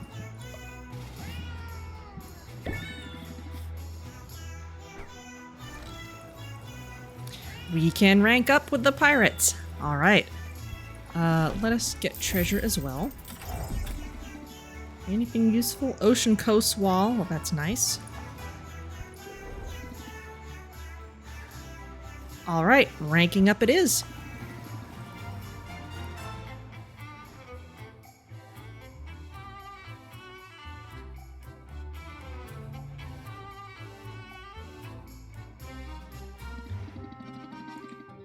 You know, I'm wishing we had some kind of secret handshake.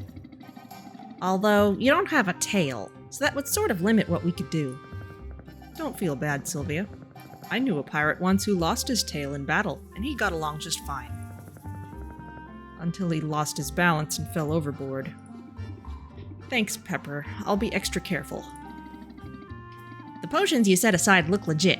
You ready to do this? Don't ask. Let's just get it over with before I lose my nerve. Oh, I wouldn't worry about that. You, Sylvia, have a lot of nerve. I meant that as a compliment. Not sure it came out sounding that way.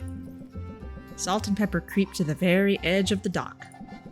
Sylvia follows, peering into the glistening water. If anything lurks beneath the surface, it remains out of sight. Here we are, as close as a landlubber can get to the great god of the sea. Oh, great Katuna! We've got offerings, large one! Salt, hold on. You've proven your fearlessness many times over, Sylvia. But I know you must have doubts about this. It is a little hard to wrap my head around. I mean, I worked so hard on these potions. They could be worth some real gold. Oh, come on. Are you really working for the gold, though? Or what the gold represents? Money is precious, but only because people decided that it would be. It has no intrinsic value. You can't eat it. You can't love it. Not really. And there's so much in this world that does have intrinsic value. Real, true worth. Like jewelry! No, Salt. You know what I mean. I mean friendship. A dry spot in the sun to lay your head. A beating heart and working lungs. Money can help with some of that, but only so much. And this is our way of showing the world what we really care about. Here, we draw a line in the sand and say, we do not desire wealth for the sake of wealth. We desire family, health, laughter, and love. We ask, humbly, to receive all the wonders we cannot buy. These are the blessings that Katuna may bring us, if he deems us worthy. I don't know about all that. I just throw valuables in the water because it keeps hurricanes away. Everybody knows that. It's science.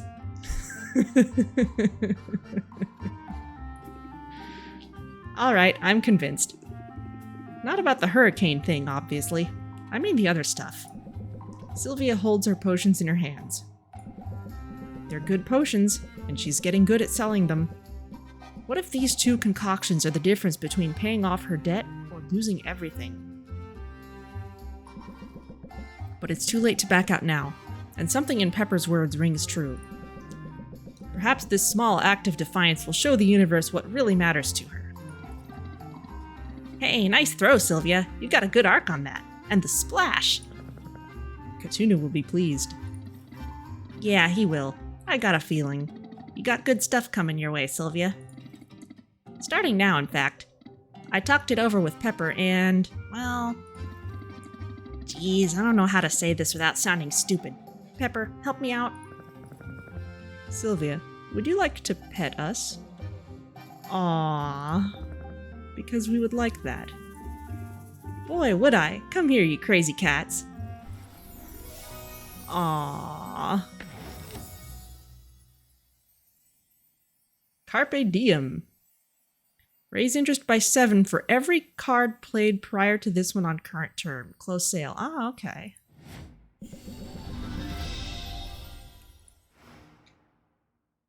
All right. Full relationship with the pirates. Good for us. Welcome, blood brother. Okay. Okay, adventurers are still out.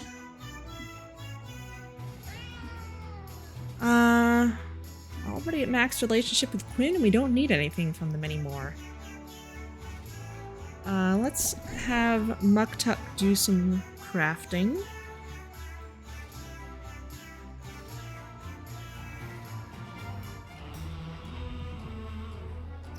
Let's see. First, we'll have you craft the last shelf that I want. Oh, that didn't use any Empyrean buds at all. Okay, well, that's fine. I had that written down somewhere, but... Okay, let's go for this one so it will be done. And this one. And now we're out. Okay, well, we'll be able to fill in all but one store slot with fully upgraded ones then. And if we get any more, we'll come back. Okay, Luna had a rank up available.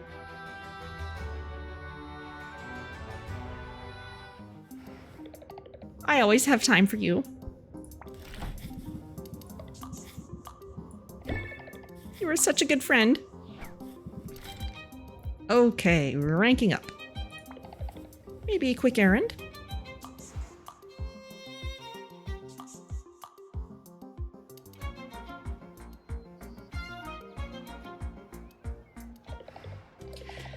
Thanks for joining me. I've got to pick out some new office furniture.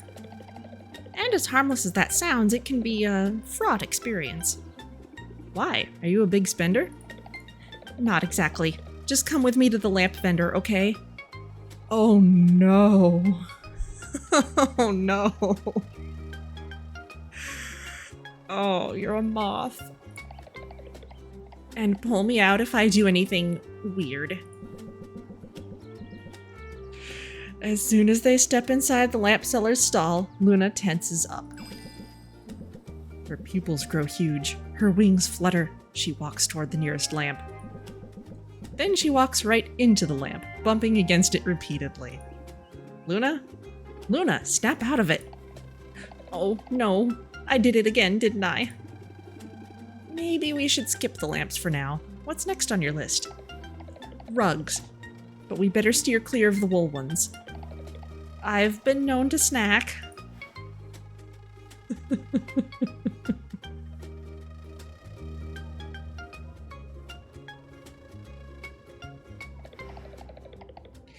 Well, that wasn't quite the relaxing outing I had in mind.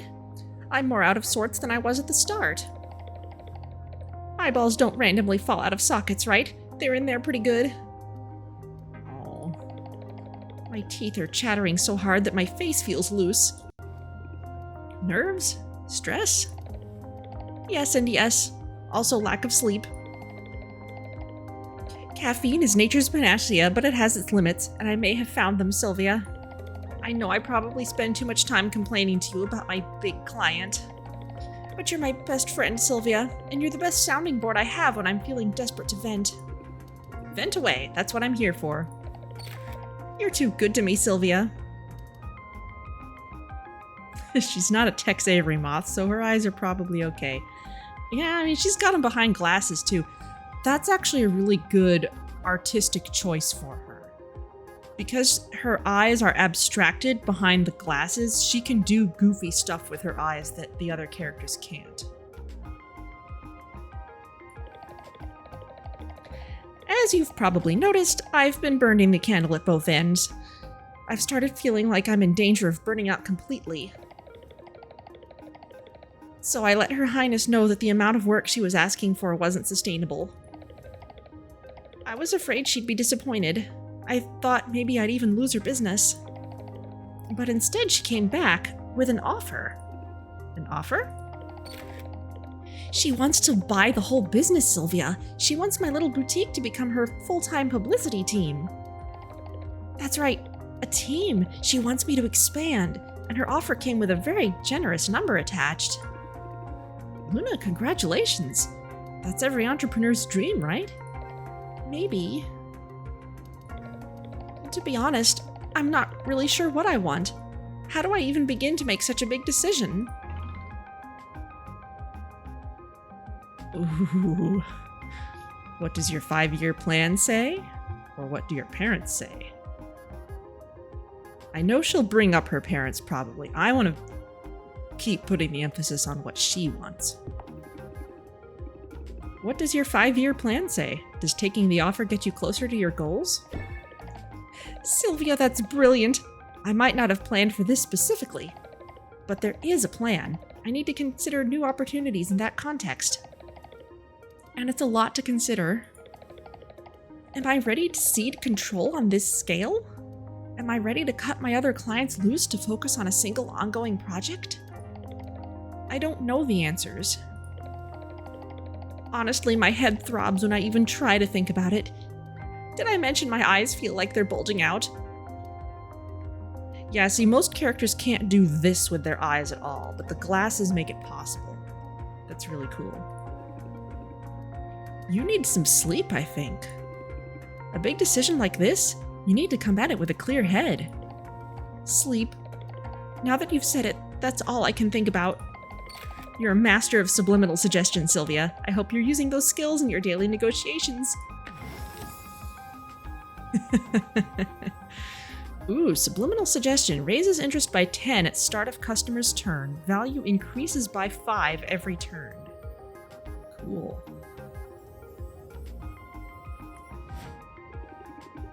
Listen to the sound of my voice and give me all your money. I'm not totally under your control. Although I'd pay you an absurd amount of money for a supercharged cup of coffee right now. Poor Luna. More coffee is the last thing she needs. Maybe I can brew up something even better. Ah, mana potion and stamina. Luna needs the benefits of a good night's sleep or the next best thing. A combination of mana and stamina potions will rejuvenate her mind and body. Great. So let's go home and get those in the mail at the end of the day. I don't actually know if you need to have a break between days.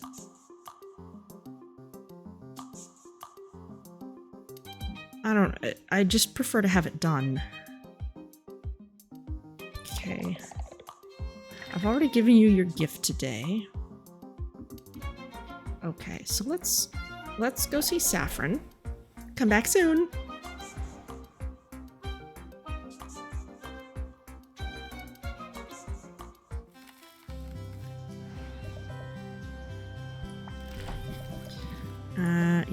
You get some shiny mana.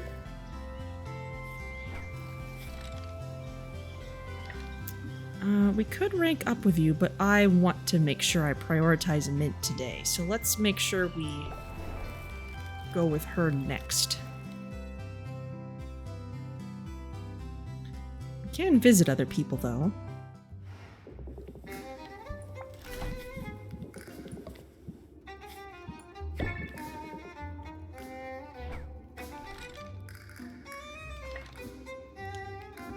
Okay.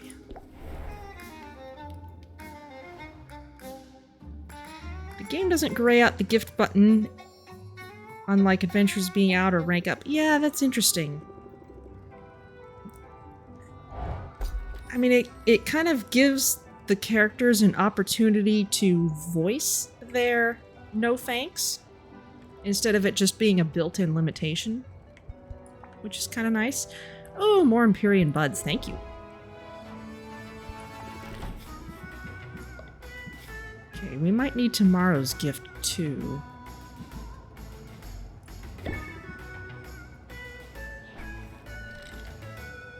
Yeah. So let's send you out one last time.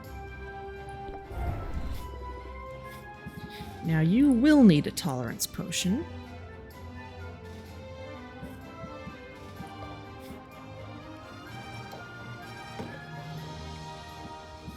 And you will need the cures.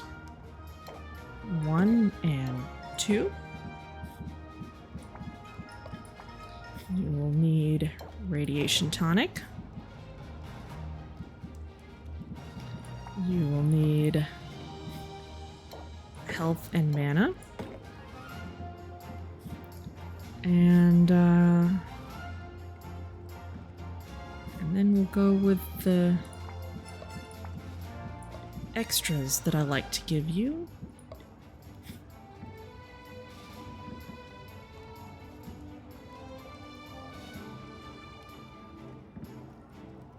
Let's actually give you the small one.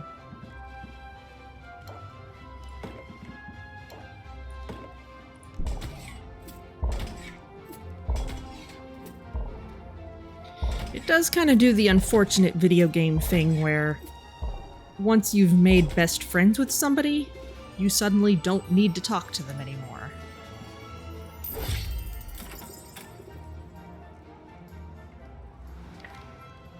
Okay, we've sent you off. Corsac, I think, should be back with stuff. I came, I saw, I asserted my authority. Loads of Empyrean buds, thank you. Okay, we can rank up with you.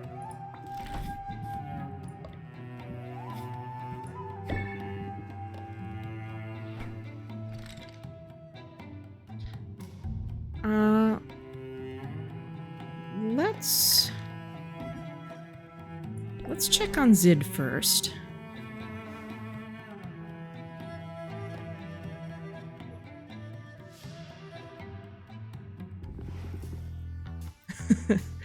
You've reached maximum take them for granted level. Yes. Ugh, ouch. Well, let's go ahead and give you a thing. And rank up and then we can send you off. Let's wrap.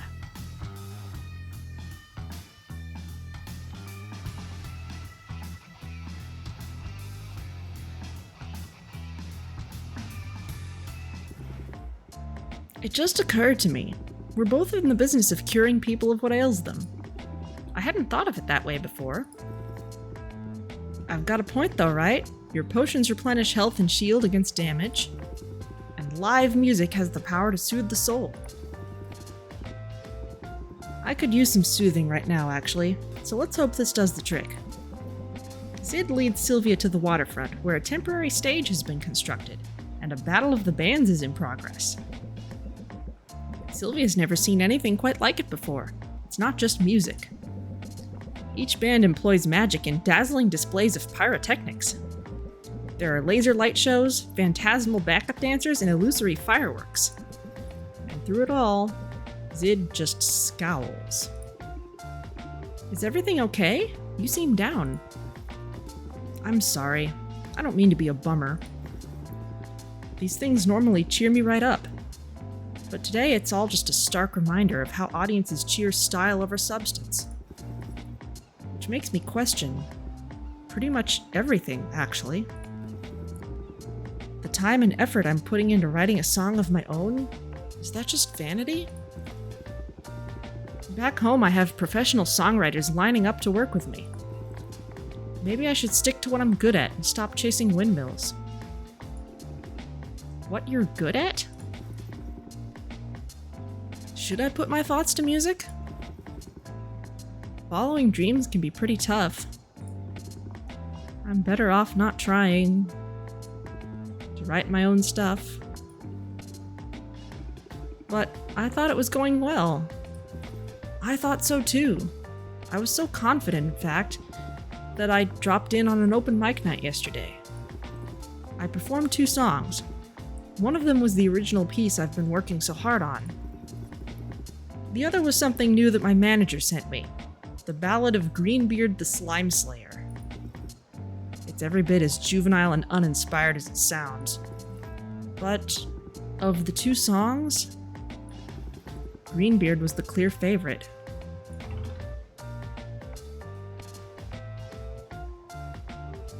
I'm sorry, that's hard.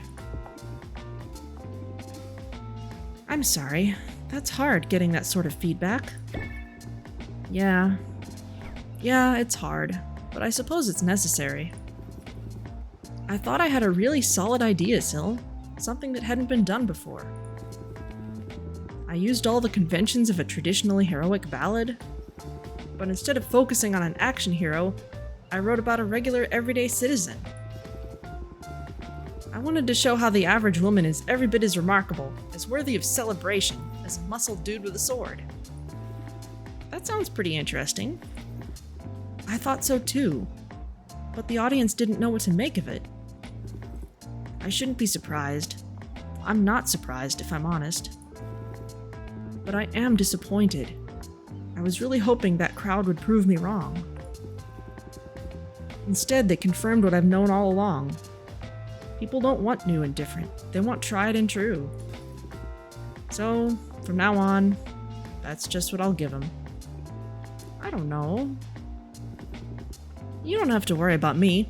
Honest, I'm fine. I took a shot at something new and it didn't work out. But I still have plenty to offer. Including haggling tips. Remember a minute ago when I put my woes to song? Admit it, that catchy tune had you hooked. Ooh, raise interest by the most recent raised interest amount. Okay. I can use that in haggling, sure. But I'd rather cheer you up. I must be taking to this hero gig because the idea of smiting some monsters is more than enough to cheer me up. If you really want to help, you could always kick some potions my way. Then I can go out and blow off some steam. Zid is planning to take her professional frustrations out on monsters, and I think she'll be happier if she pours that energy into her art.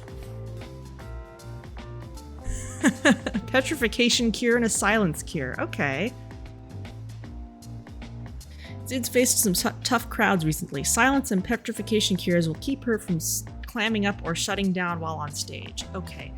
Now, it looks like people are actually needing 2 gifts worth after the rank up gets unlocked, so I might as well send things in the morning, I think. Since that doesn't cost me any extra time.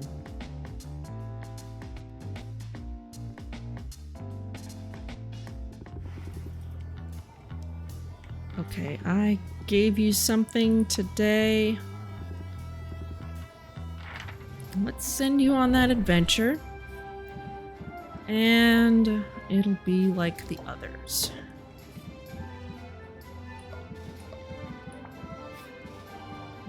Luckily, we've got loads of petrification cures.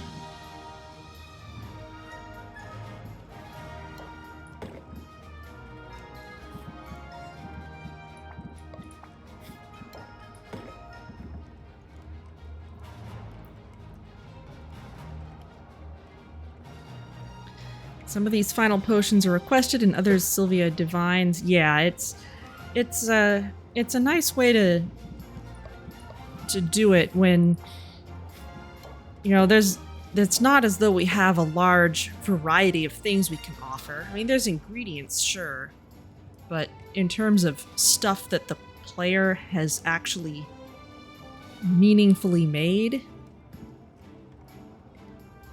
you know, the potions are the main thing. So they gotta find a way to make them applicable to everybody's deal.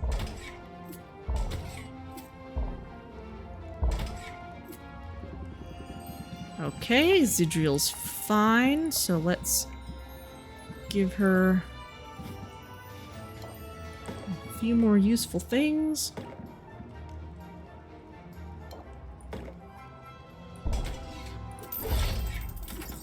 Rock on.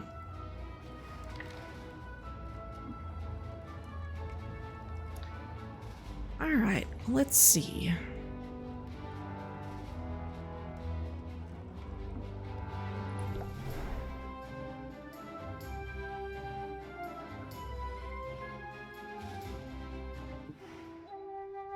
Let's rank up with Corsac. Come along.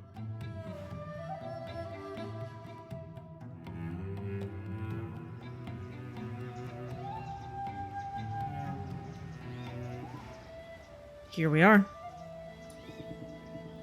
This is an improvement, isn't it? It's nice to stretch the legs. It's great to be in nature, or say nothing. Yeah, it's great to be in nature. It's great to be in nature. I spend too much time indoors. Yes. Ooh, look there. Corsac springs to life, bounding towards some small object in their path. It looks to be a bit of mud, maybe, or... what increased my stress? I'm not sure. Is that... poop? Corsac excitedly pulls a thick notebook from his pocket. Is that a poop journal? Yes. If you want to learn about the animals in a particular setting, their population density and migratory patterns, their diet and capacity to thrive, look no further than the excrement. While Sylvia contemplates his words, Corsac unceremoniously sticks a finger into the mound of excrement. Oh, it's still warm. This will make for a riveting journal entry. Corsac scribbles notes in his journal. Extensive notes. Sylvia wonders how he can possibly have so much to say about it. Eventually, once he's thoroughly cataloged his observations, Corsac closes the journal and stows it away. That was thrilling. What a find.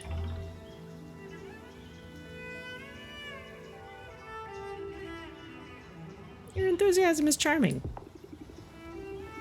I like this side of you.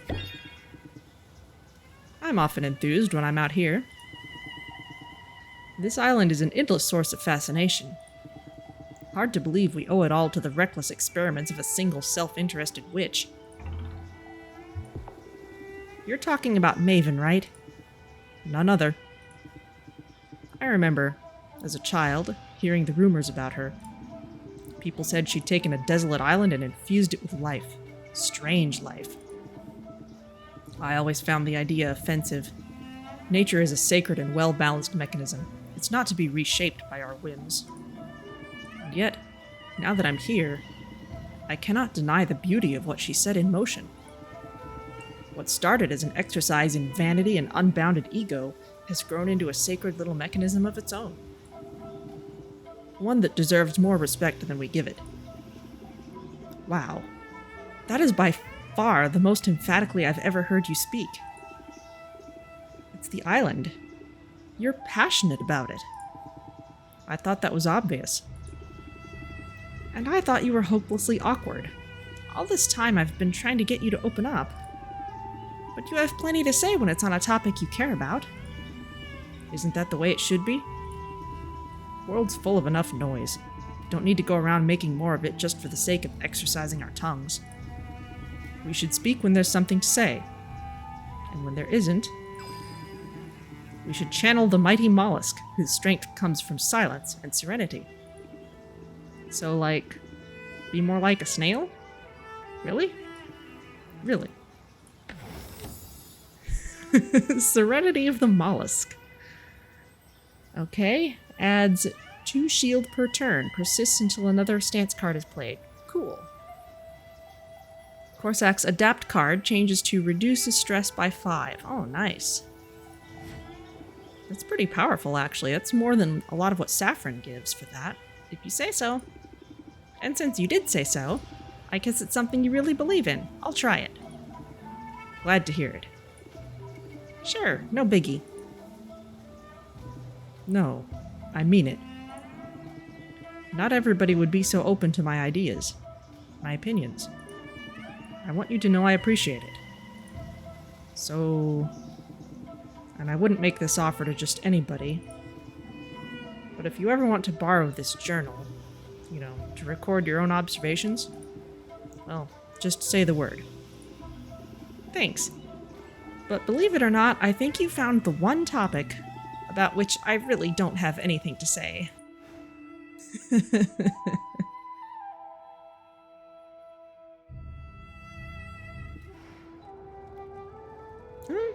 No, I'm at 0 stress.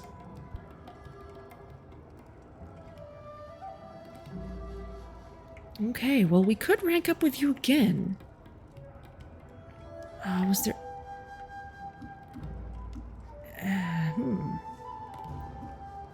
It's probably worth doing. There's a chance we might be able to... Well, I don't think we're gonna have enough time to get very many more people up to max level.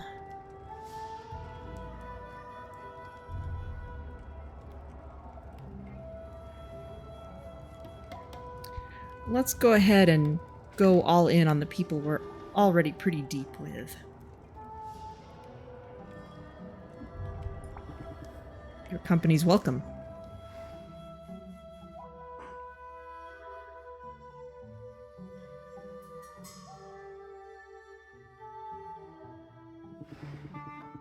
I'm glad you dropped in on me today, Sylvia. Well, thank you, Corsac. That's downright warm. Trying to take your advice to heart, exchanging pleasantries and the like. It's not all that different from how I conduct myself when I'm in a new biome. The more initiative you show, the easier it is to pivot if things don't go your way.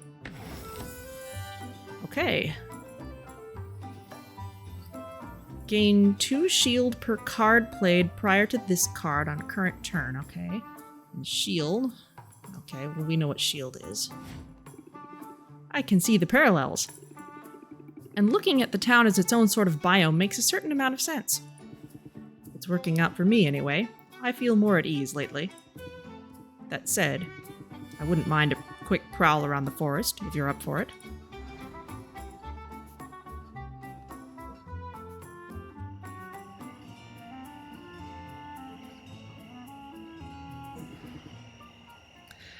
Well, how about this weather? Oh, and if you're worried about running into any creatures out here, don't. I'm wearing lycanthrope musk. It'll keep most beasts at bay. Although, it's supposed to have the opposite effect on women. I've created a monster. I think it's working on me. No, I've created a monster. I've created a monster, haven't I? Be careful now. It's a fine line between smooth and smarmy, and that's advanced stuff. I trust we'll get to it soon enough. You're agreeable company, Sylvia. I know that, under the best of circumstances, I can be a hard man to get to know. And we certainly did not start under the best of circumstances. I'm sorry I went after your business like I did, and I'm very grateful that you chose not to bear a grudge. Oh, I've got a grudge, all right. The fact that I keep dropping in for small talk, it's all part of my grand revenge scheme. I recognize that you're joking. Not least because the best revenge would have been to just leave me be.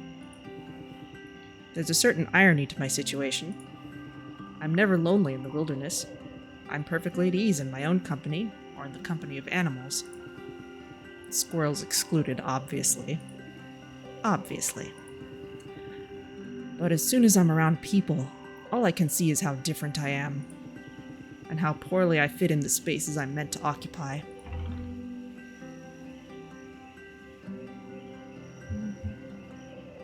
We're all lonely sometimes. We're all lonely sometimes. It's just part of being human.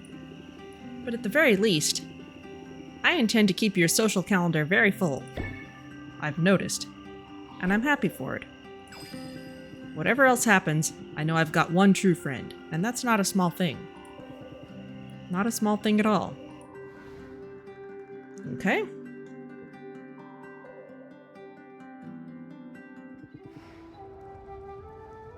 Okay, I think we gave you something already. Okay, and now we can't rank up with anybody because the only thing we can do is go home. So let's, I forget if I talked to Saffron today. I'll just try.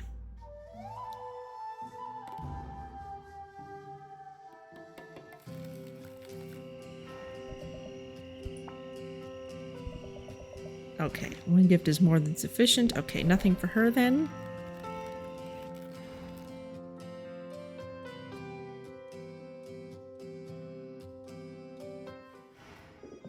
Well, look who it is. Oh, I've already given you a gift. Okay, well, I don't think I've talked to Baptiste today.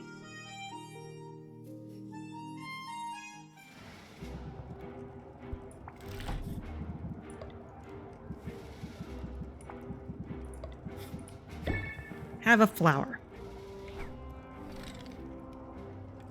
Okay. And last thing, let's stop by Muktuk.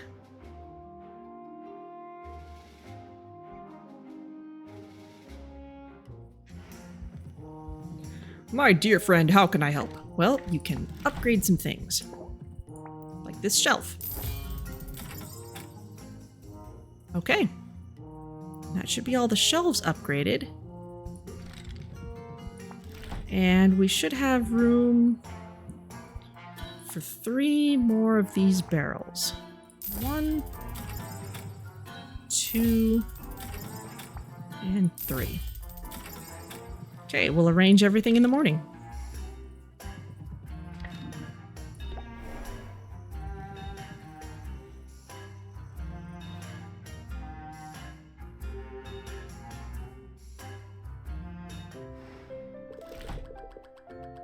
I'm as excited as a kitten on Potionomics Eve. Okay. Well.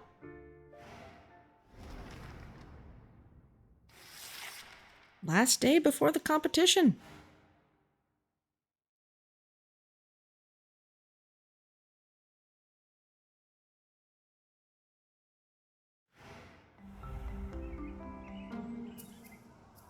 Tomorrow, a winner will be crowned, but the celebrations have already begun. Increase in customers, increased value for cures, and I don't care.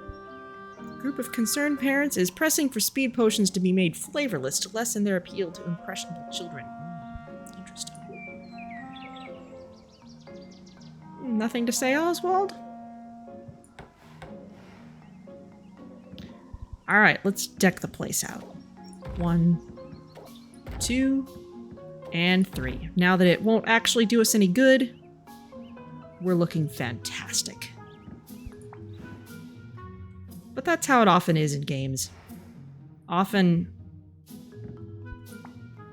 you get the last... The way to get the very last most amazing thing is to reach the point where you don't even need the last amazing thing anymore. But we have now officially reached the point of maximum shininess. Look at that.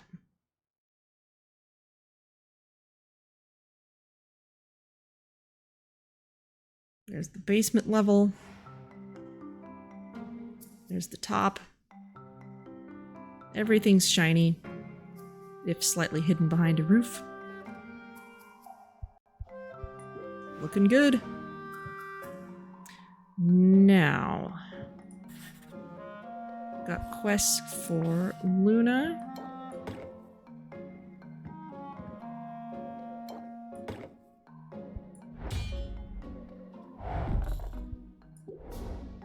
And for Zidril.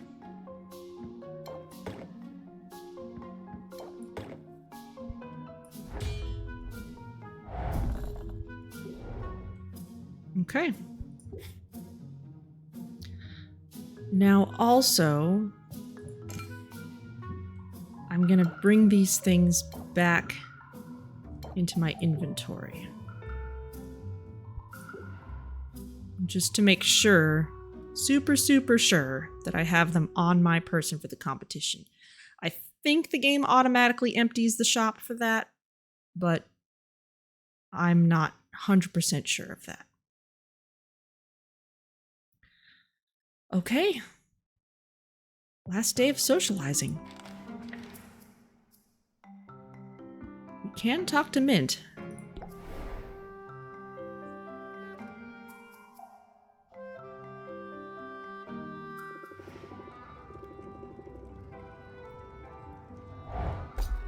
And we really don't need to send anyone out for more stuff anymore.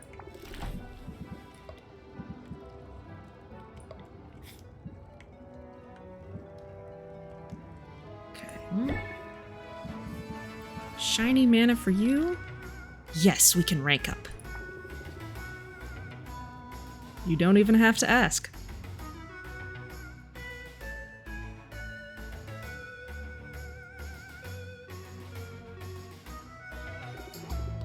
So, I owe you an apology and a thank you. Basically, I should probably throw a whole parade in your honor at this point.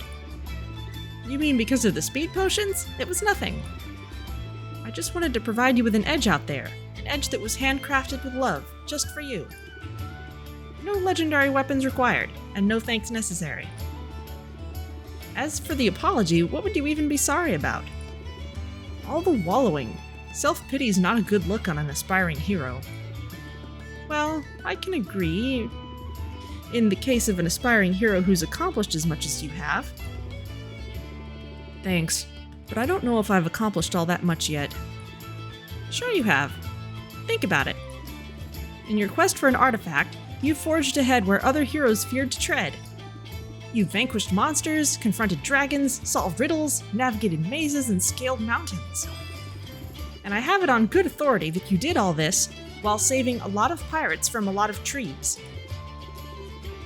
Sylvia, I think you're determined to make me blush so hard that my head bursts into flames. Can we sneak out of here? I don't want any witnesses around when I combust. Okay, where are we going?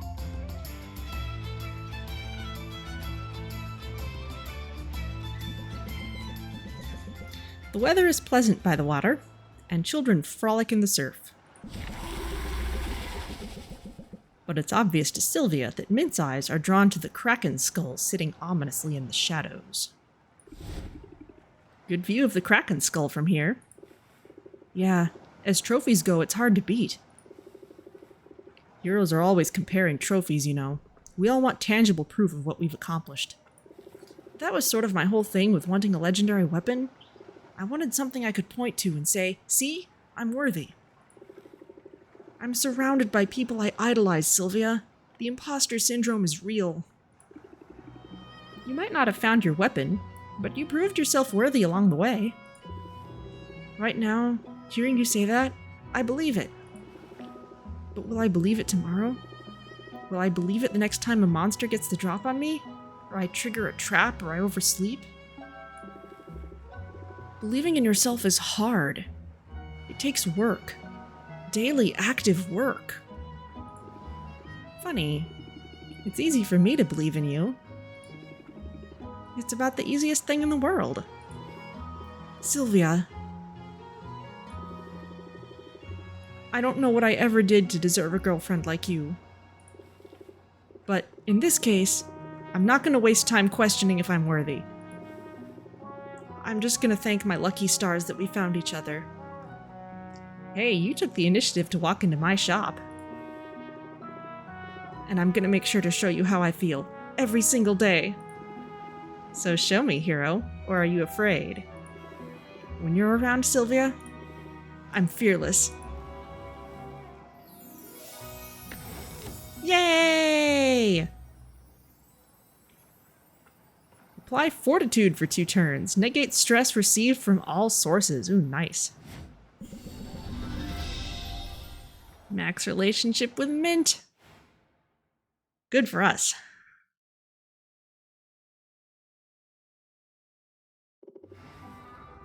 Come here often.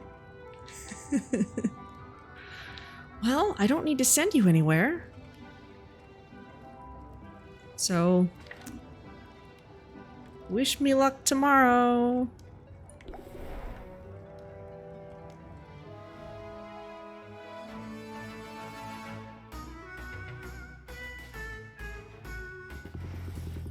The castle was spooky, but I kept my cool. Okay, we've got more cool stuff. Let's give you something shiny.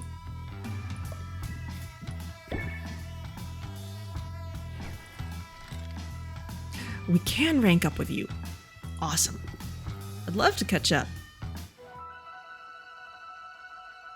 Oh. I hear music.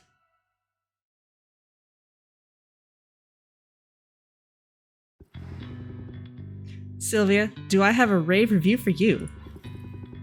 Those potions you gave me were everything, like a cure for stage fright, writer's block, and the blues all at once. I'm glad you're feeling a little better. More than a little. To be honest, I'm feeling inspired all over again, and not a minute too soon. I was way too quick to give up on writing. That's obvious to me now, between the faith you've shown in me and an interaction I just had with a few new fans. Did they ask for your autograph? Although, you must be kind of used to that by now. It's true, I've signed a lot of autographs in my day. And the longer I'm in Rafta, the more people figure out that Zid and Zidriel are one and the same. Yeah, that's not much of a pseudonym. So when I got to my busking corner earlier and a small group of people had gathered around, I assumed they'd figured it out. They were there to see international pop star Zidriel. But they were there to see me, the real me. Zid, the humble bard, with the song about an everyday hero. I guess one of them had been in the audience the night I debuted my new song. It made such an impression on her, she brought her friends along to see me play. Zid, that's awesome. Yeah, it felt pretty awesome, to be honest. They didn't ask me to play the crowd pleasers. They didn't request the hits. They didn't even ask for my autograph. They were there for my music. And when the performance was over, they promised to come back for more. I'm not surprised. You're so talented, Zid. Thanks. But we both know I'm taking a risk here. It's scary making big changes at this stage in my career. I've been so afraid of taking the wrong step that I basically stopped moving altogether. Talking to those people, playing my music for them on the side of the road, it was exactly what I needed. It was a reminder that I should be brave enough to follow my instincts. A lot of people won't get what I'm trying to do, and that's okay. Because the ones who do, they're the ones I'm writing for, Sylvia. The people who need to see themselves reflected in art. The bard of the common folk, huh? I like that. I like it too. Quite a bit. Say, you want to get out of here?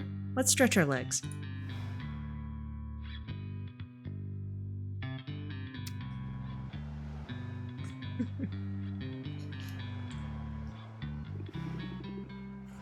So, how's it feel being a singer-songwriter? Ha, well, it feels pretty great at the moment. I've still got a lot of work ahead of me, though. You're off to a good start. Thanks. Although I can't take all the credit for that, and I have a confession to make. Syl, the subject of my ballad? It's you. What? Really? I thought you might have guessed by now. I mean, when I asked you who I should write about, you suggested an underdog, and you're the scrappiest underdog I know. Here, I'll sing you a few bars. The odds were against her, yeah, right from the start. She had next to nothing, just love for her art. She had no great powers, just natural charm. Soon patrons were dazzled, curmudgeons disarmed. Fear though would find her, it gnawed at her will. She doubted her prowess, she doubted her skill. Yet hark, she had allies, she was not alone. An animal helper nested in her home. The challenges came, but none found her lacking. She settled her debts, she sent rivals packing. And when the sun rose on her final contest, she smirked at her foe, she wasn't impressed. She'd conquer this challenge as she'd conquered the rest. There's a little bit more, but you get the idea. Yes, I did make up that melody on the fly.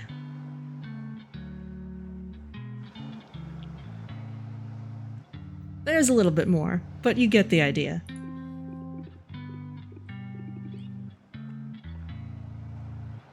Thank you. I did used to sing in choir. I am glad that I'm glad that I gave myself a little bit of space to actually, wait for the words to appear and come up with something.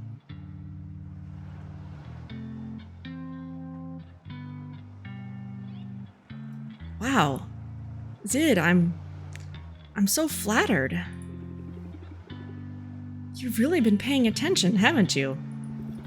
I told you before, Syl, you inspire me. I meant that literally. Listen, I'm surrounded by so-called heroes all day, every day, and a lot of them are genuinely heroic. Oh, you can just see the Kraken skull just behind her there. It doesn't stick up as much as the statue. But they're not exactly toiling away without recognition. Praise and glory are baked into the gig. And then I looked at you, at all you've accomplished in your short time here. And I thought, there's an unsung hero. There's someone who deserves some recognition. I'm not trying to embarrass you or anything. I just thought your story might inspire others the way it inspired me.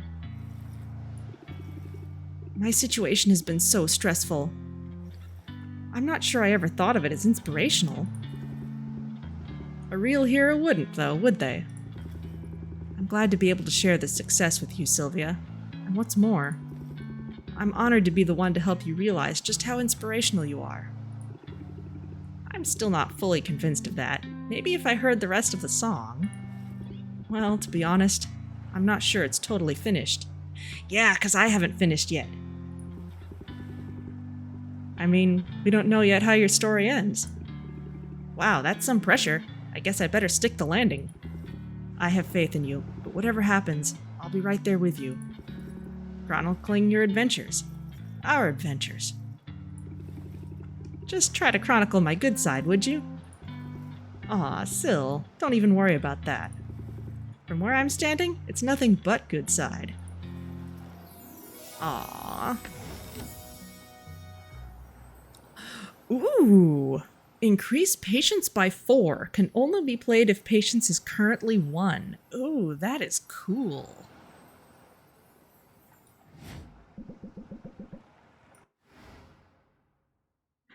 All right.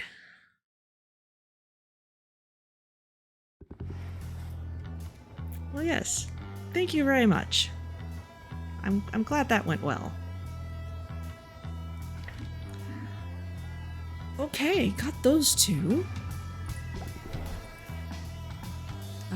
Corsac hasn't asked us for potions yet. So we might get a quest for potions.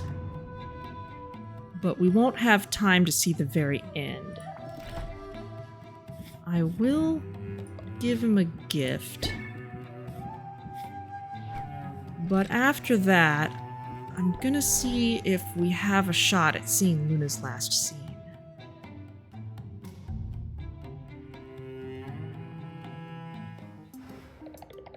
I always have time for you. I almost wonder if the game is fudging it on our last day.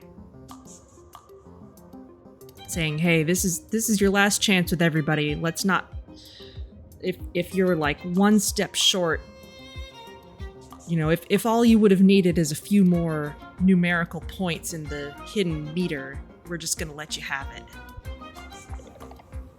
I've got an update.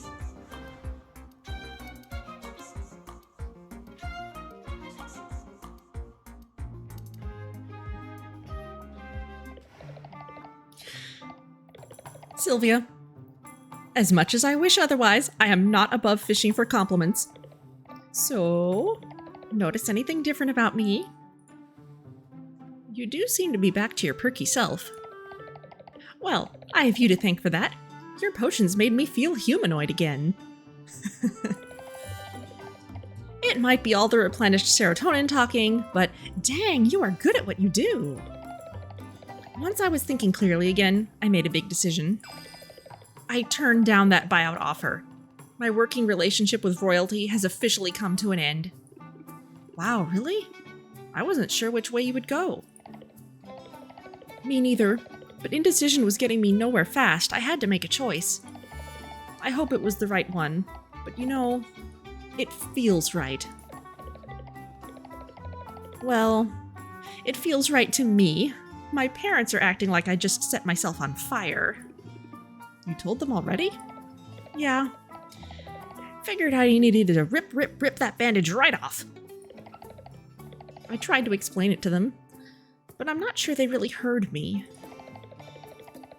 They only heard the amount of money I was walking away from, and how prestigious the job would have been. They must be proud of you though, right? At least a little. Well, that's the funny thing. I was talking to my sister just this morning, the surgeon. I mentioned her before. And she knew all about what I've been up to. Turns out my parents had been bragging all about me. They told her about how I'm my own boss, about how quickly my business was growing. Frankly, they made me sound super impressive all around. So anyway, here I was, jealous of my sister, while the whole time she's been jealous of me. Sounds like you're not the black sheep you thought you were. I guess not. I guess maybe all my siblings feel that way from time to time. Gosh, with that many siblings and with these parents, how could you not? Oh my goodness. And so, my parents can complain to me all they want about how I'm turning down this golden opportunity. I know they're proud, and one day, maybe they'll even say it to my face. And as for that opportunity, it only would have taken away the parts of my job I actually like the best. Things like working with a diverse array of scrappy entrepreneurs and helping their voices rise above the clamor.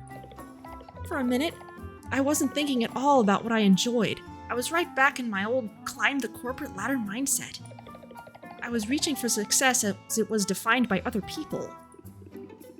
Well, by my definition of success, you are killing it. Sylvia, that means the world to me. And it would mean even more if you'd post it as a review.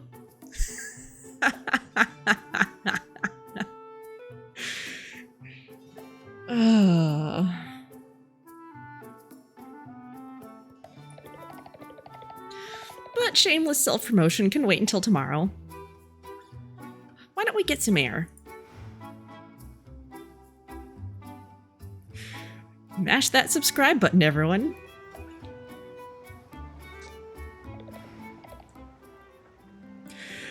Ooh, fresh air. Yum yum. Fresh air actually is kind of nice when you've got a minute to breathe. I'm glad you're seeing the appeal. What can I say? I am one chill moth. It's funny. My number one reason for coming to Rafta was to be more independent. I wanted some space, some distance between myself and everyone who knew me. Because they all had so many expectations, and those expectations were boxing me in. But then I came here where nobody knew me. And the weight of all those expectations, it didn't go away. Maybe we're never totally free of the desire to please our parents. Or uncles. But isolating yourself doesn't make life any easier to navigate. That's the truth. If I've learned anything in our time together, it's that we can support each other while pursuing our individual dreams. I think that might be the true secret of success. Instead of letting our ambition isolate us, we use it to prop up one another. We achieve our goals together. Sounds to me like you've got the right idea. Shake on it? A handshake? Sylvia, that's way too formal. I believe this occasion calls for a selfie, don't you? Aww. Final push. Raise interest by 12 for each current level of interest. Close sale. Ooh, that's a big one. All right, max relationship with Luna. Very nice.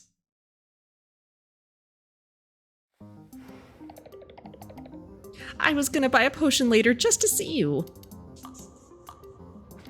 Okay, well, that's basically everyone we're gonna be able to get to max rank with. We can still see a little bit from a couple more people. Let's talk to Roxanne and Baptiste, because I feel like I've neglected them the most, and I would like to hear a little bit from each of them before we finish up.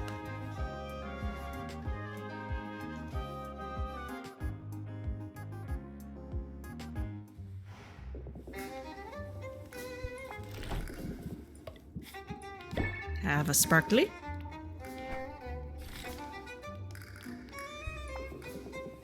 Sure, I'm not busy or anything.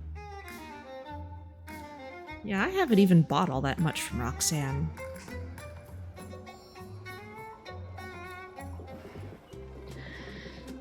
Now this is what I needed. A break from the shop and from the endless demands of customers. An opportunity to be pampered again. Why don't you join me for a manicure? I'm not sure I see the point when we both wear gloves all day. Ah, but that's the thing, Sylvia. We aren't doing this for other people. This is just for us.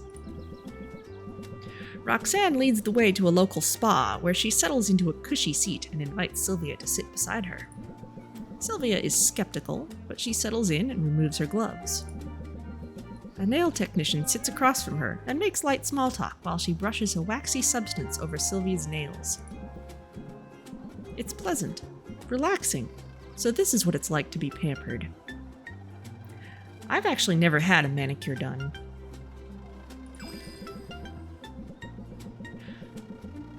A drilling noise jolts her from her daydream. The multiple techs working on Roxanne's nails have brought out some heavy equipment.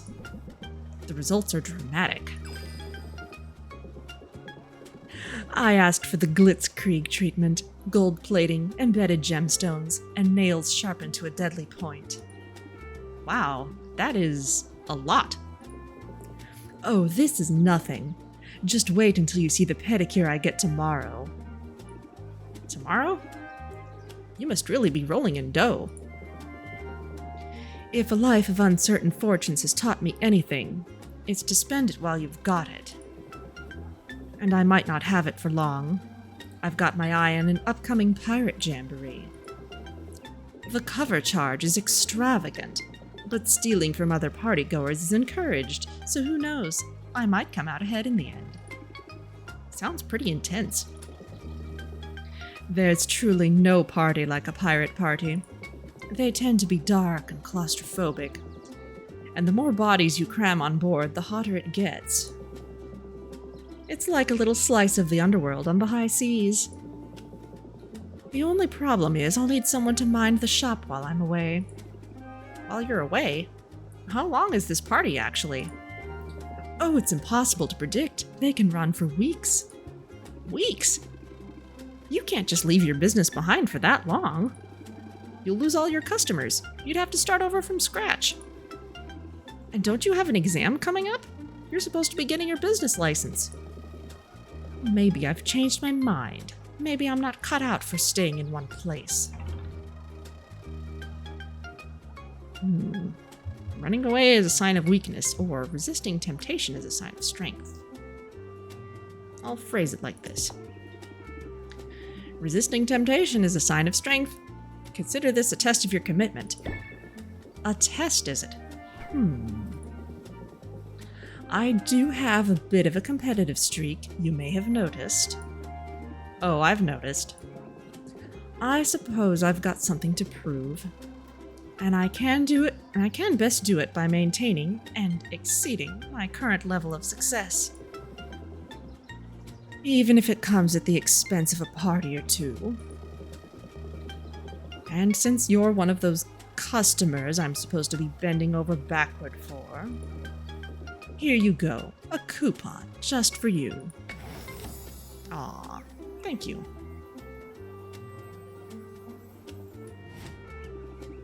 Consider me a satisfied customer. Think nothing of it, but I should head home now. I have responsibilities after all. Responsibility looks good on you. I'm sort of into it. Don't get too used to it. I'm hoping it's just a phase. Besides, there will be other parties. Maybe there will even be one in my honor one day, when we'll all gather to toast my success. Yeah, there you go.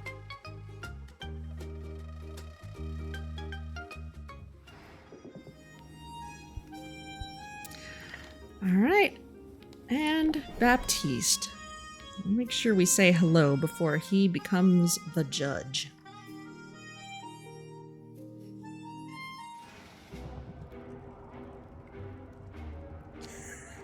Was that a Neo come at me gesture? Yeah, it's not one she does often, is it? Okay, let's give you another expensive flower. I'm sure you've got a lot of rank ups just waiting to happen. But we'll only get to see one.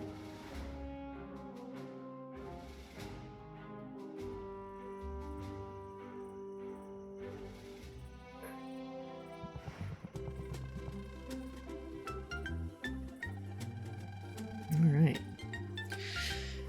Thank you for accompanying me on this little adventure, Sylvia. Sure, although I'm not sure how much adventure we'll find in the marketplace. Don't you know, adventure can be found anywhere.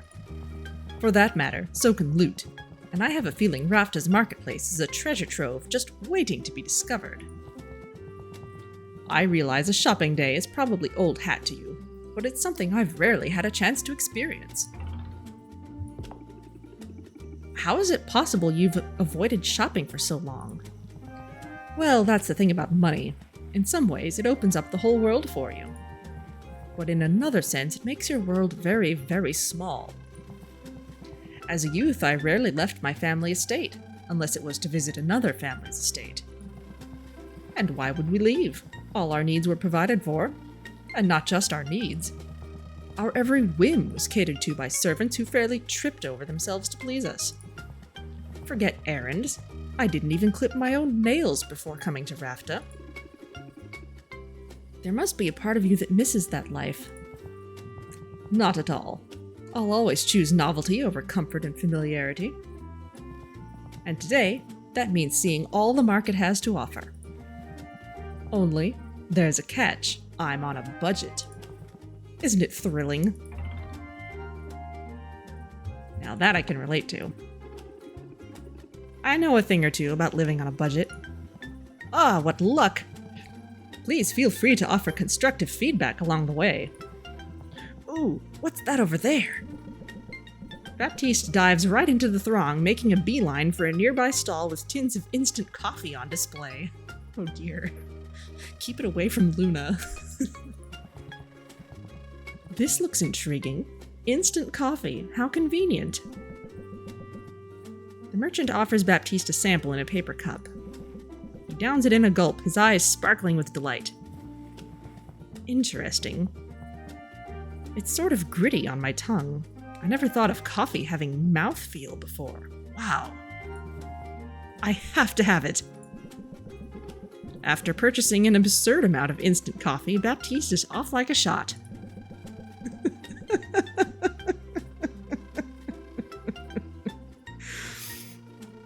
He purchases centaur flip-flops, cheese wands, silver sporks, as well as dozens of everyday objects that are evidently new to him. Look at that! 4-in-1 soap, Sylvia! A single elixir that functions as shampoo, conditioner, body wash, and toothpaste. It does it all. You know, in my experience, combined shampoo and conditioner doesn't work very well. I can only imagine that this concoction must suffer the same way. And it's a dessert topping, too! Yes, it's a floor wax and a dessert topping. Tastes great, and just look at that shine. Oh, golly.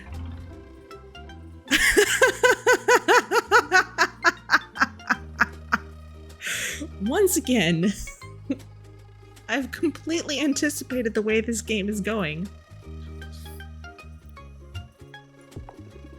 But it doesn't do any of it well. Trust me, you're better off not cutting corners with toiletries. Oh, boo. You're only sorry you didn't think of it first. I know I am. I have to imagine this will bring good cheer to the guild hall. A minty fresh morale boost. Hey, the guild hall has all the minty fresh morale boosts it needs, if you know what I mean. But that will be my final purchase of the day. I'm out of cash. Despite my judicious use of those paper leaflets I got in the mail. Coupons, was it? I was impressed by those. So impressed, in fact, I had one made up just for you. Yay! Hey, I can definitely use this. I hope you will, Sylvia. Come and see me at the guild hall soon. Assuming I can make my way back there while weighed down with all my purchases.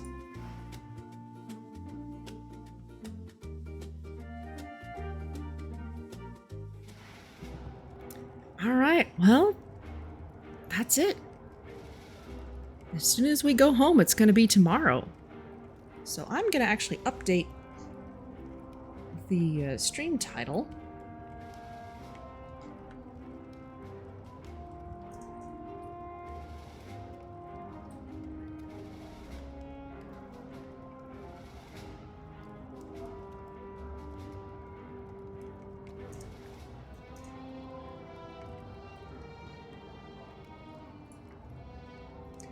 So that anyone who walks in will see what's actually happening.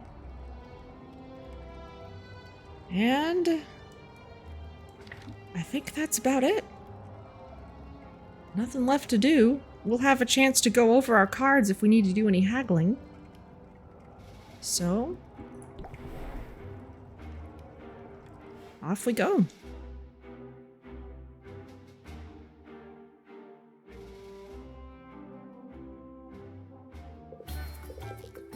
This is it. Tomorrow is the big day.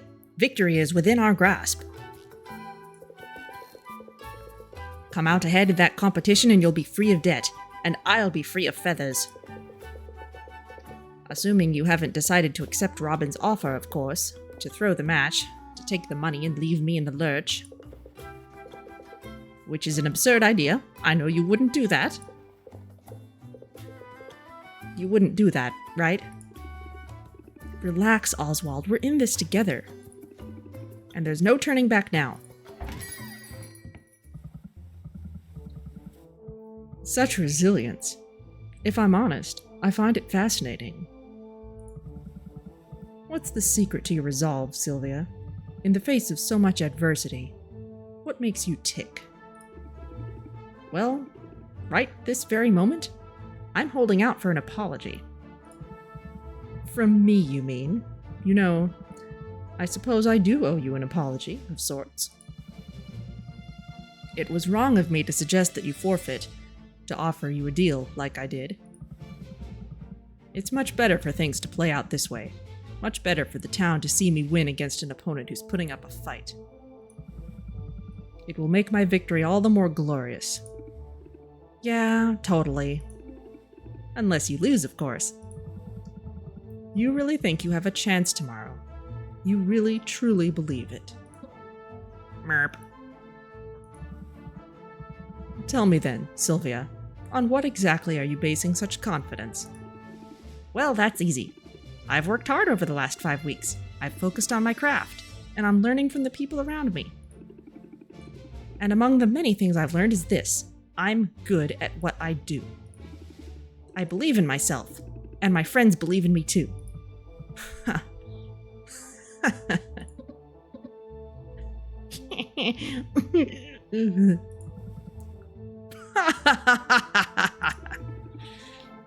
I don't see what's so funny. Do you listen to yourself? You're going to beat me, with high self-esteem and the power of friendship. You don't seem to realize that we're operating in completely different leagues here. Yeah, sure, that's what my last 4 competitors thought too. All right, Sylvia, fair enough. Maybe I ought not underestimate you. But if you're right, if through some miracle things don't go my way in this competition, I have a trump card prepared, one you'll never see coming. What's that supposed to mean? It means tomorrow has only one possible outcome. So if you have as much riding on this contest as you claim, well, you might want to spend these next hours putting your affairs in order.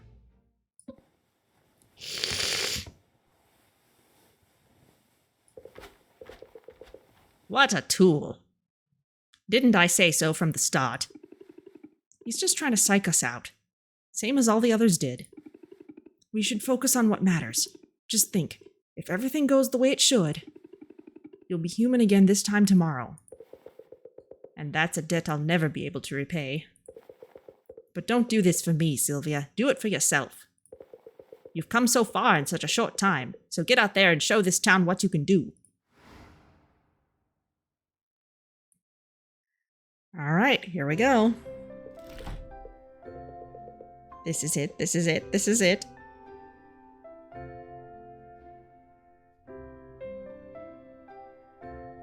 Completely flat 0 day. All socializing.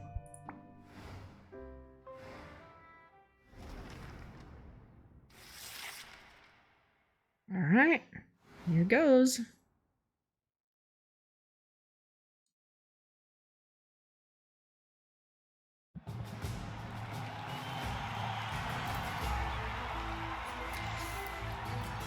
It's the moment we've all been waiting for. Here they are, 2 giants of local industry, 2 masters of their craft.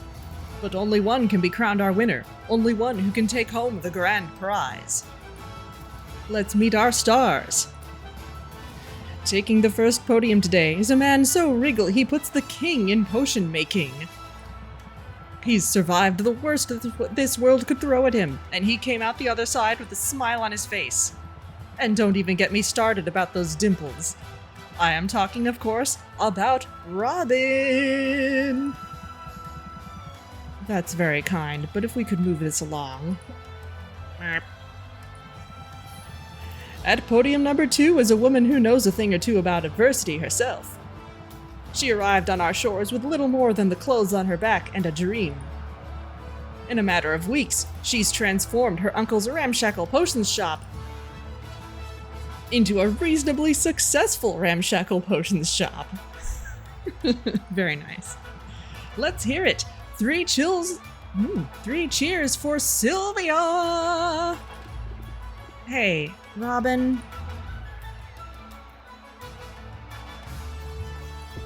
Your lizard gives me the creeps. Why don't you put that thing on a leash? You have no right to speak to us that way. Tensions appear high. Don't make me come down there, kids. Wait, scratch that. It would be my honor to share the stage with 2 such titanic tycoons. Oof. Ta-da! It's me, Baptiste. From this vantage, I'll be better able to facilitate this contest. Now, I have a deep and abiding respect for each of the contestants, and no shortage of experience where potions are concerned. However, It's not me our competitors must impress. Today, it is the people of Rafta who will determine the winner of this critical contest. And two better, for it's their patronage and their precious coins that these contestants covet. This morning, I'm here simply to act as the voice of the people. Count on me to interpret the crowd's enthusiasm, or lack thereof. In other words, audience, if you see something you like, make some noise. The outcome is a foregone conclusion. I know it. This crowd knows it.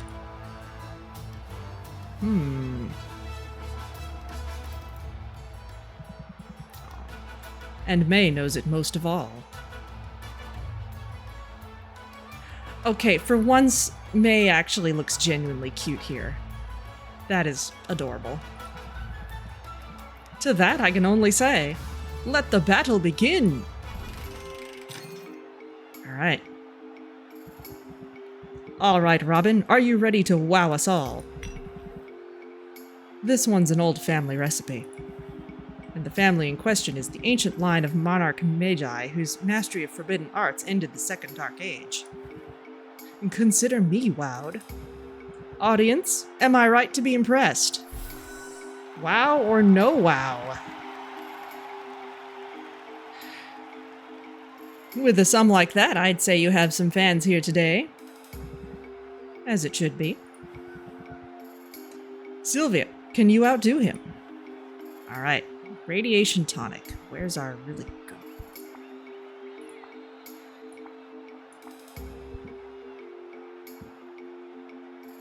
Yeti aged masterwork? No, we would have better than that. That's masterwork, but it's not aged. Dragon aged masterwork. Yes, Empyrean aged masterwork radiation tonic. But not higher than his, so we will need to haggle for this one.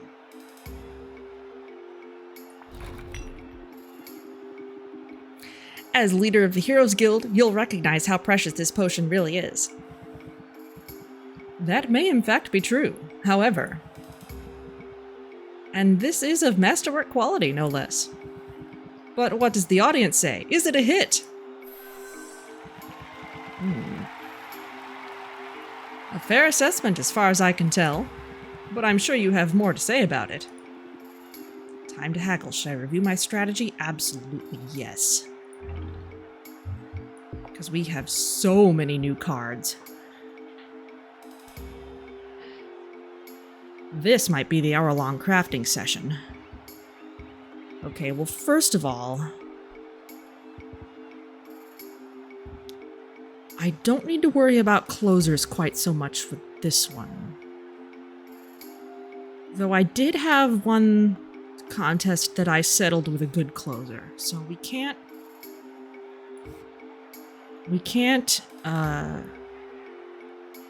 ignore that. Raise interest by 20. Yes. Conviction can only be played as opener. Now, the last time we had a can only be played as opener card, we always got it as an opener. So I wouldn't mind putting that in there.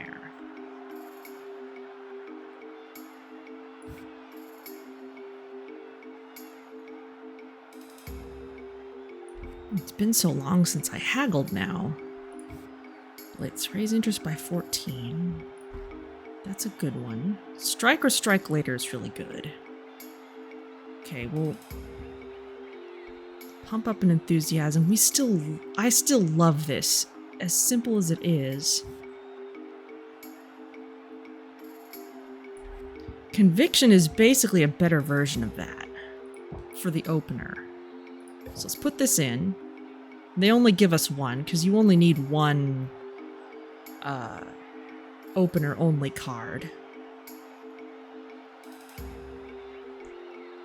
Now, if that's going to be our opener, let's get Be Prepared out of there. In fact, let's put Pump Up back in there for now. Artistry. Raise interest by 10 and increase price of potion by 5%. That's really good. In fact, yes, that's just a straight upgrade over craftsmanship.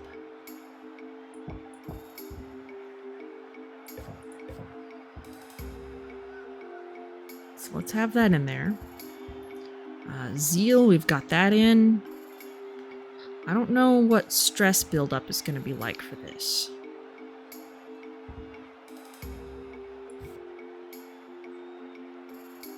Sleight of hand raises interest by 10. Oh, Zit gives us no closers. That's interesting. Nor does Mint.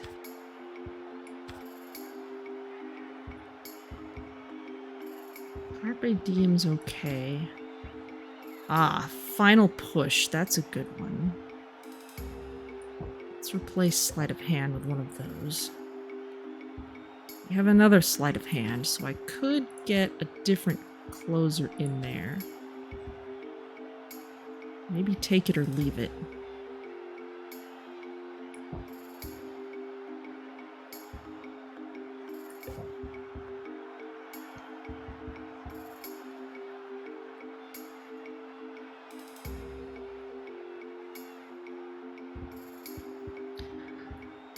I don't tend to use too many of Quinn's cards, but pressure is good. Are there any of these I haven't been really enjoying? Rattle 'em off is really good. That's really good. We've poured over Muktuks.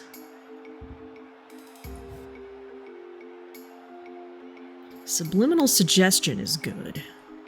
Especially since this is going to be a long negotiation. Potentially.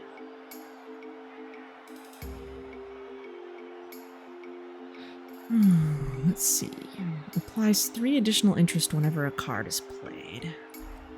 That's good, but it's not too big.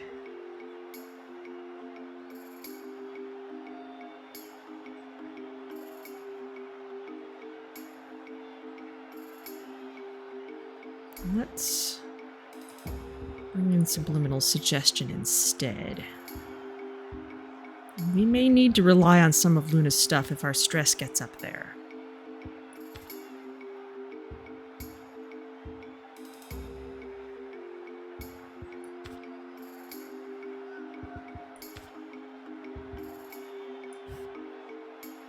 Negate stress received from all sources for 2 turns. That could be amazing. Pump up, enthusiasm, strike or strike later.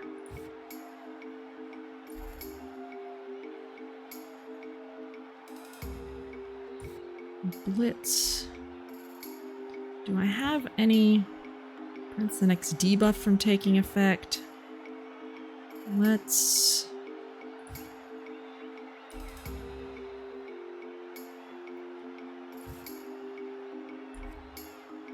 replace this with Fortitude.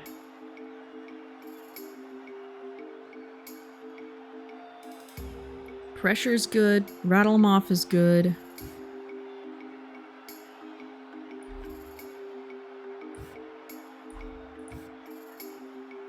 Okay, yes.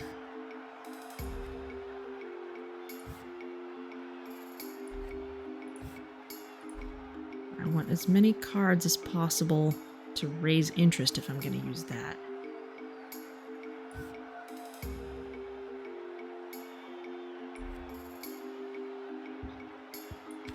This is looking pretty good. What was Serenity of the Mollusk again?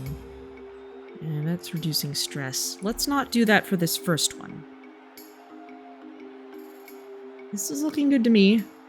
I love that its coupons are leaves. That's cute. Alright, well, let's try it out. I'm ready to prove my potion is better.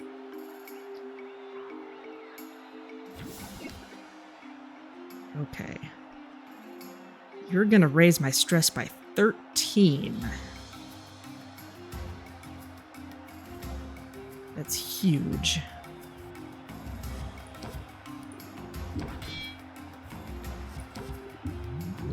Just trust me and buy it. Blame it on mob mentality. Okay, nothing more I can do with this. He's got 42 patience. Oh my gosh. All right. But I don't have infinite stress tolerance. And tension is going to be nasty.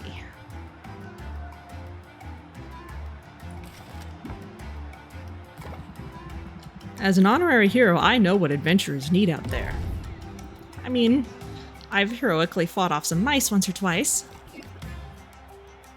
Okay. Rattle them off. You're gonna get a shield, you're gonna raise stress.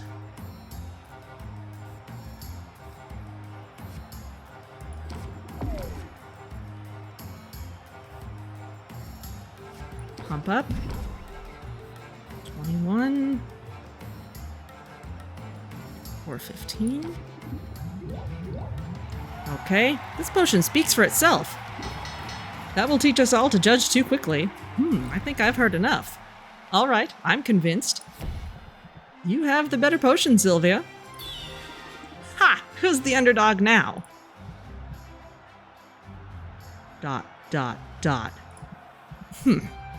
Celebrating already? Rookie mistake. It's time I showed you the error of your ways. No thanks are necessary for the lesson. I'm going to enjoy this. We'll have to see what happens next, in round 2. I actually really like his microphone. The anticipation is a lot to handle. Robin, care to show us your next creation? Among the nobles of the continent, this is by far the most popular cure for curses, and if it's good enough for them... You know, I think my mother keeps one of these in her cupboard. A smart woman. She'll live a long life free of jinxes, hexes, and ingrown toenails. If it's good enough for Mother, it's got to be worth something. But I suppose our audience will be the judge of that. What do they say? Ah, that's no paltry sum. My heart goes out to you, Sylvia. You can't possibly measure up to that. Sylvia, will you rise to the challenge? Curse cure, alright.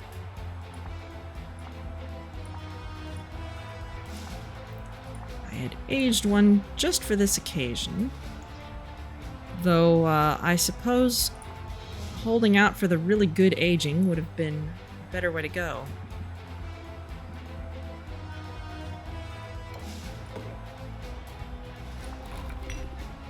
Forget the elitism. This is a curse cure for everybody. It's instantly identifiable, that's for sure. And the closer I look, the more impressive it appears. Let's check in with the audience. What would they pay for this curse cure? Not bad. Robin has the edge, however. Care to set us straight? Time to haggle. Do I need to rethink my strategy? I will take a minute, because salt or pepper...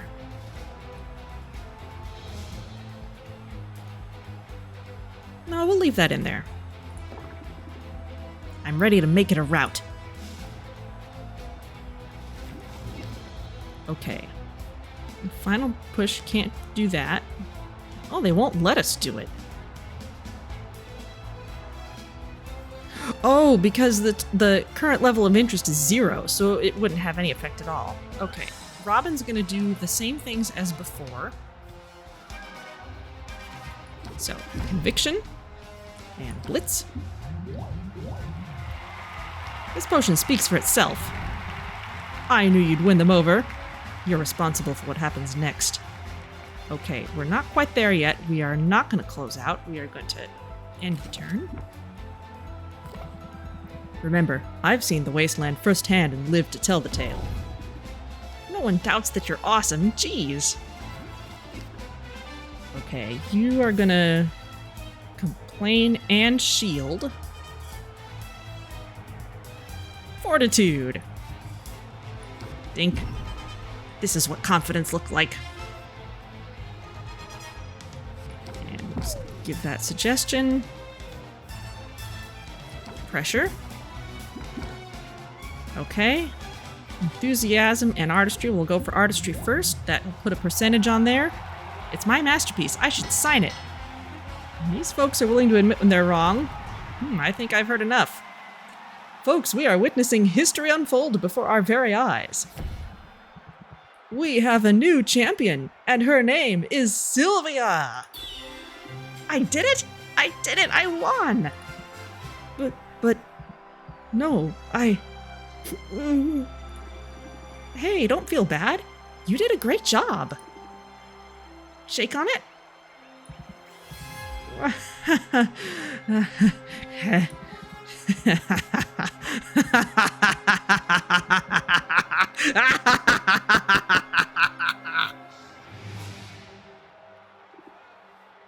Robin?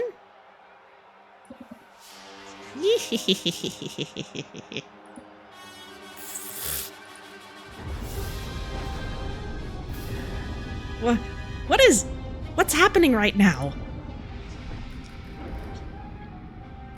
May? Question marks?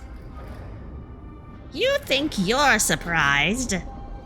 I prepared for this outcome, but I never really thought it would come to this. Who are you? What did you do to Robin? Haven't you figured it out by now? Robin is no more than a marionette, a pretty puppet that has allowed me to live among you unsuspected. I am the true power here, the rightful mistress of all I survey. I am Maven. Maven? Maven the Witch Queen? You're alive? And you're a lizard? I didn't realize you were a lizard. What a twist! Hold on to your seats, everybody, or else proceed swiftly to the nearest exit. Laugh it up, fools. This scaly semblance is only temporary. The world has long thought me dead, but I survived, and the time is nigh for my glorious return. I shall take back all that is rightfully mine, starting with the restoration of my true and proper form. I still don't understand. What happened to you? The band of idiotic heroes, the ones who came here to slay me, they botched the job, but the dolts managed to blow up my laboratory in the attempt. The resulting explosion irradiated the island, and I was changed into this. Luckily for me, Squire Boy was there. My powers are limited in my current, undignified state, but they were more than sufficient to take control of him. I seized his mind on that day, and I've rarely let go since. No one questioned the feel-good story of the boy who triumphed over the wicked Witch Queen, nor did they bat an eye at his harmless little pet. Then you've been hiding in plain sight all along. And what a trial it has been, steering Robin around, making him smile and wave and fraternize. I amassed power and wealth, but slowly, too slowly. And then Baptiste's goons managed to procure a sample of Maven bloom, perhaps the last of its kind. Once I get my hands on it, once I have my cure, my long exile will at last be over, and I won't have to tolerate you half-wits anymore. You realize this half-wit just beat you pretty resoundingly. Yes, that's inconvenient, isn't it? Fortunately, I have a backup plan. My mental magics aren't what they used to be. But over the years, every ounce of power I could spare has gone into this crystal. I've saved enough energy to change the outcome of our little contest by forcing you to see things my way. You mean... Question mark? Prepare to forfeit, Sylvia. In another moment, it will be literally the only thing on your mind. Well, great. I'm totally screwed. Nice zoom in. Except... Ever since coming to Rafta, I've faced off against one blowhard after another, and I've always come out on top. I don't have mind control magic or a mystic gem. But all the same, these days, changing people's minds is what I do. So how do I convince Maven not to zap me? I've got it. I guess I can't win. I don't have a chance. Since you're a no-good cheater, with bad breath. I know what you're trying to do. It won't work. I won't be dissuaded by your petty taunts, nor by pathetic appeals for fairness. No surprise there. I mean, you've been trying to cheat all along, haven't you? Sylvia shows no sign of backing down. Someone passed the popcorn. He's being remarkably calm here. You tried to steal the Maven Bloom from the guild hall. You tried to bribe me into forfeiting. And when you realized you couldn't buy or steal your way out of facing me today, you showed up with a magical trump card. It's obvious what that all adds up to, Maven. You're afraid of me. Ooh, snap! I think you've been afraid of me since that very first competition. It explains why you've been dropping in on me. That's absurd. Me, afraid of you? Ha! I dropped in out of a sense of morbid curiosity. Honestly, the sight of you in that sad little slantwise shop. I couldn't fathom how you managed to make it as far as you did. I thought you must have some secret, some trick. My only secret is hard work and a willingness to learn. I mean, sure. My shop wasn't much to look at to begin with. We call those humble origins. I'm proud of where I'm from and what I accomplished. You can steal this contest, but you can't take that away from me. Can't I, though?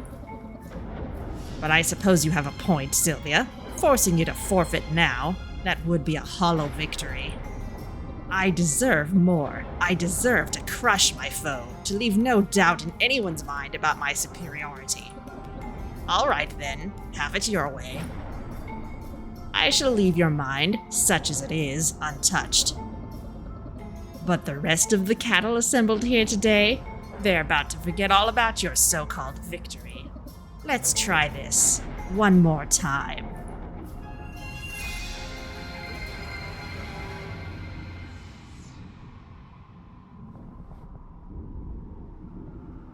We'll have to see what happens next. In round 2. That's more like it. Huh? Round 2? We already did round 2. You know what? Fine. If that's the way you want it, bring it on. Determined to rally, are you? But Rafta is still rooting for its harmless, handsome hometown hero. Alliteration, is it? Then ready the set for round the 2nd.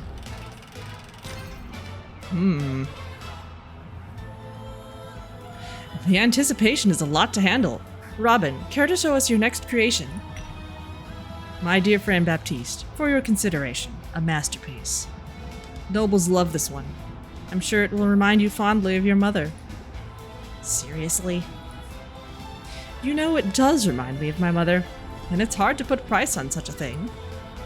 Fortunately, that's not for me to decide. Audience?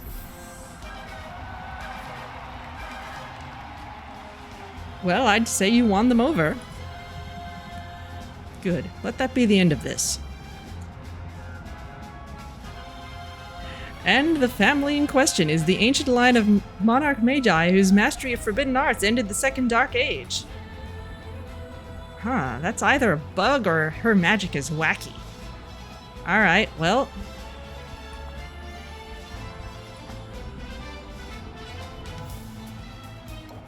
Here it is again. I guess we have to re-haggle for it. This one's a winner. At least it was last time. It's instantly identifiable as a curse cure, that's for certain. And the closer I look, the more impressive it appears. Let's check in with the audience. What would they pay for it?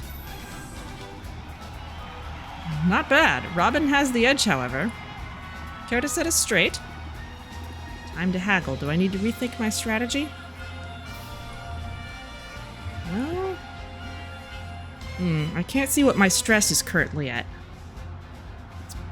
It might already be at 25.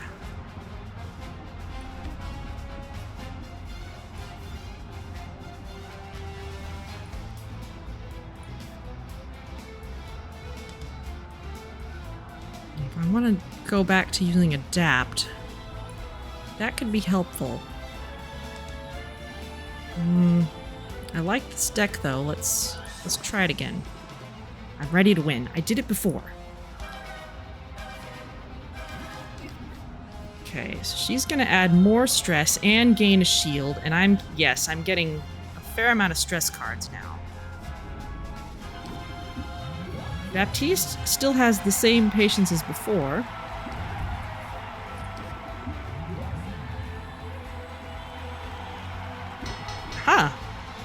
Still fairly quickly done.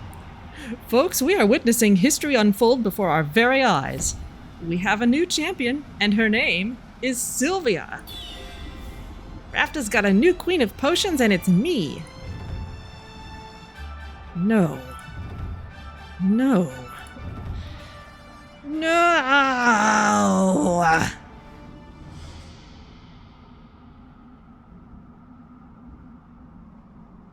If she's so powerful, though, she could have other ways to snatch the flower out of my hand once I've got it. How? How did this happen? Ha! It feels just as good the second time around. You want me to beat you again? Because I could do this all day. This is intolerable. Unthinkable. In my prime, I could have reduced you to a smear of smoldering ash with a wave of my hand. I could have forced the crowd to tear you to pieces while chanting my name.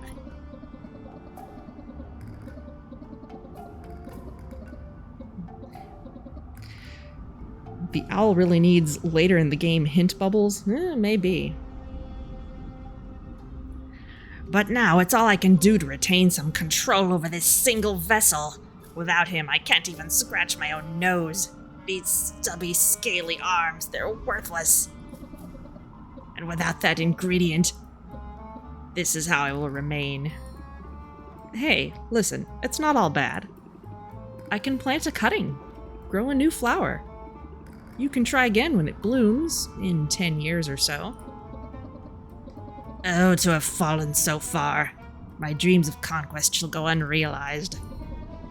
And my potions will be known far and wide as second best.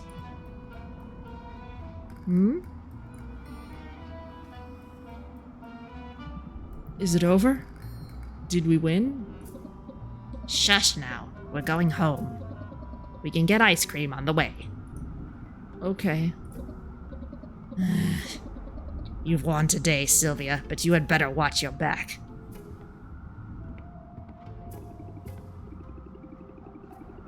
Did anybody catch all that? Because I'm pretty sure I just saved Rafta from the vengeful return of a power-mad sorceress. No?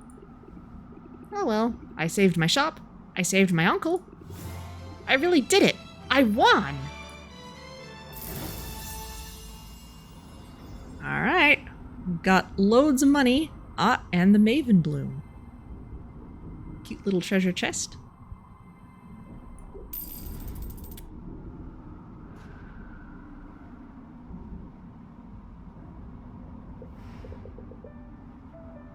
Victory! I could get used to this feeling. It wasn't always easy. But we pulled it off in the end, didn't we? It's kind of you to say we. But it's obvious who the true victor is. You're amazing, Sylvia. And the best thing I did was know when to get out of your way. If you say so. But I'm glad I didn't have to do this alone. It's meant the world to me to have my Uncle Oswald by my side. Yes. Softy. Now, are you ready to slip into something less feathery? Because I've just finished brewing a potion that I think you're gonna like. Sylvia, I couldn't make it to the tournament. But I heard the outcome. It appears you've accomplished all you set out to do. I owe you congratulations. And you owe me the remaining balance. It's all here. Every beautiful copper of it. Alright.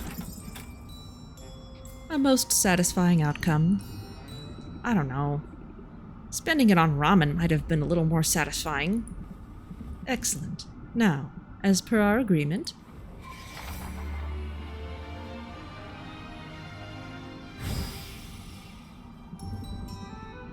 You have been released from your contract. This property is paid off in full and belongs entirely to you. That's it? I'm free now? As promised, I live by the letter of my contract, Sylvia. Which is why my business is not yet concluded here. Is it, Oswald? You know? The possibility never even occurred to me, until an owl was spotted doing Sylvia's paperwork at the licensing bureau. An owl who couldn't help himself from boasting about Sylvia's progress with familial pride in his voice. You very nearly got away with it. He did get away with it. It doesn't matter if you figured it out. We already paid you back. Nevertheless, Oswald's dereliction was an outrageous violation of terms. There are consequences to that. Rather severe consequences, as you'll remember from the fine print. Oh. Oh dear. That's it then, isn't it? This is the end. It is. I'll give you a moment to say goodbye. Now hold on. You can't just... Sylvia. My girl. Let it go. I won't allow you to put yourself in harm's way for me. Not again. I'm so proud of you, Sylvia. You've accomplished incredible things. Oh, I'm going to do something incredible, all right? Just watch me. Helene, let's make a deal. I'm listening. You're so sure of your abilities, but Oswald tricked you. He was hiding right under your nose. My abilities weren't at fault. The transmogrification distorted the shape and scent of his soul. And what's to stop someone else from using the same trick? When word gets out about this, and it will, believe me, everyone who owes you so much as a phone call will be embracing their wild side. I sense a but coming. Takes one to know one. Ha! It so happens I've just finished brewing the one and only antidote for transmogrification. When that potion is gone, it's gone forever. And it might be the only way you can ensure no one else slips through your grasp. That potion can be yours, for a price. I think I know already what price you're asking, but I'm in the mood to haggle.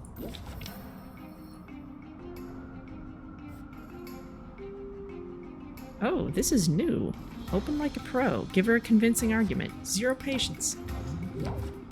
Times are tough, and hardworking witches like us need every possible edge. That's what this potion is. Not just a transmog cure, it's an advantage. Okay, this is scripted. Show your expertise. Give her a convincing argument. With this potion in hand, you can send a message to your clients. They'll know that changing shape won't keep them from your clutches. And close like a boss. Yes, this is a nice bookend. Our first haggling session with her was scripted with 3 stress cards for total failure, and now we get a scripted 3 success cards. The ingredient needed to brew this potion is gone, maybe forever. You'll never have an opportunity like this again. Going once, going twice. Very well, Sylvia. You have yourself a deal. What a difference a few weeks makes. Your skill is undeniable. I almost think you went easy on me. Absolutely not. I like you, Sylvia, but don't let sentiment creep in on business decisions. Executing Oswald's contract to the letter is good for business. However, leveraging his fate to get my hands on this potion is better for business. It's as simple as that. Brutal, but I get it. It's a brutal world, but you're well on your way, and if I might humbly suggest it, someday in the future, you may find yourself in need of an influx of capital. On that day, call on me. I'll keep a contract handy, just in case. She's gone. She really left. Sylvia, you saved me. I owe you twice over now. I'm beginning to think you like being indebted. But you must be disappointed that she took the cure with her. I'll learn to live with it. It's almost certainly a better fate than what Helene had in store. Then you don't want the cure? Because I've got a spare. And anyway, it could be worse. I'll take feathers over scales and... What did you say?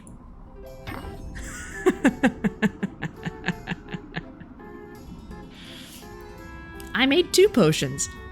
I thought I could get a nice chunk of change if I sold one to Maven. So much for that idea. But I've got the second potion here, bottled up just for you. It's pretty small, but it should be the perfect dosage given your size. And I can guarantee it doesn't taste like old cabbage.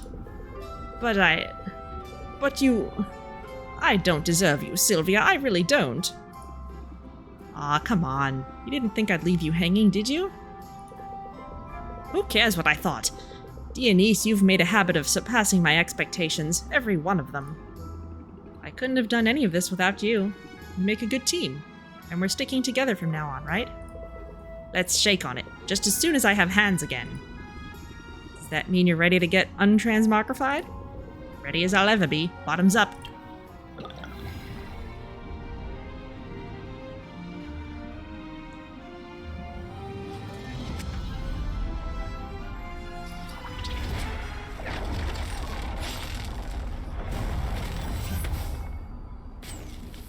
Oh dear. Those are some interesting side effects. This could take a while.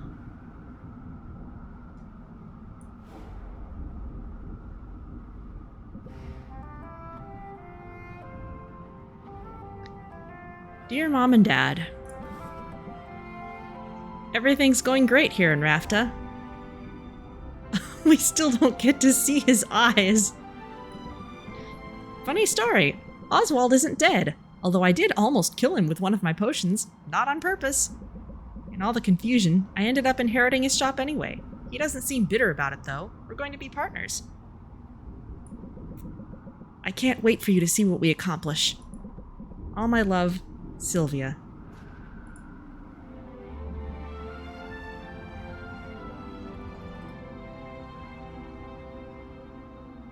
I'm not sure if that wind whistling effect was supposed to stay on all this time. I'm pretty sure not. Alright, and here we have credits. Chasing chickens. Looks like with some possible foreshadowing for scenes we never saw. Or just some kind of epilogue for all of them. Fixing the roof. Ah. Picking out fashions with Roxanne. Loads of moth siblings.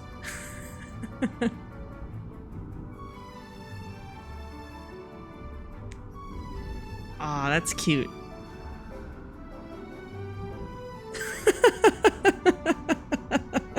They're using the camouflage suits. This is great.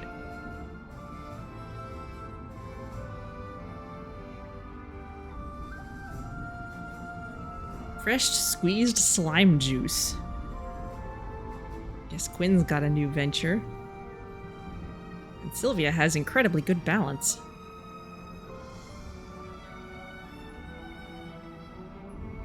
Alright, a big thanks for playing. Cool. And that's it. Now, just out of curiosity, I'm gonna click on, okay, day 50, morning. Alright, so that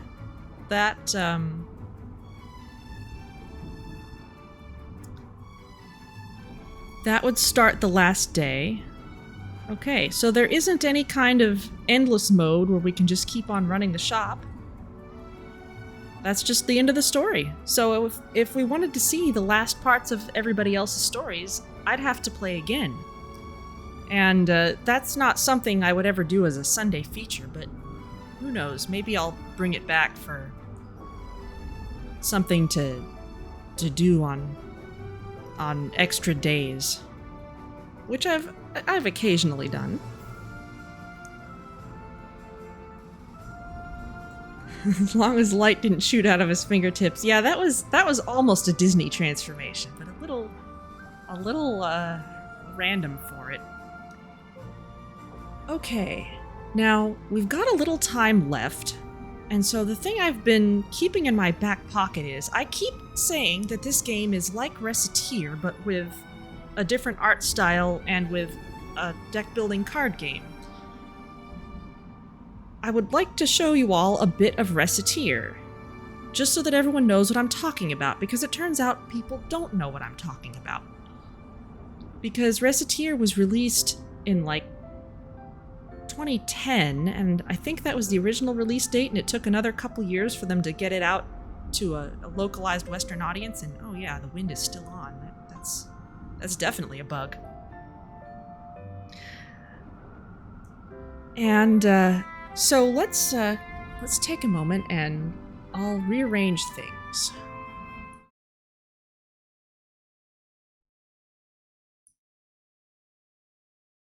Let's see.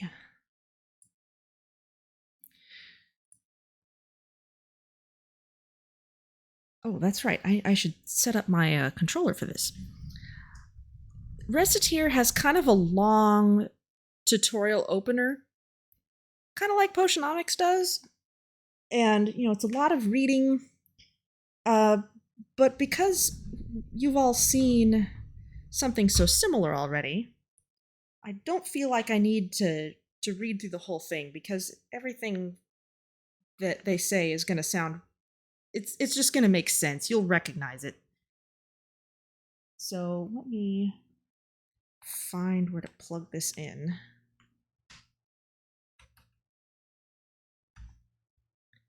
This laptop doesn't have as many USB plugs as my old one did. Okay, let's play this.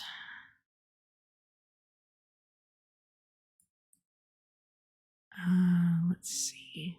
Where did I bring that in?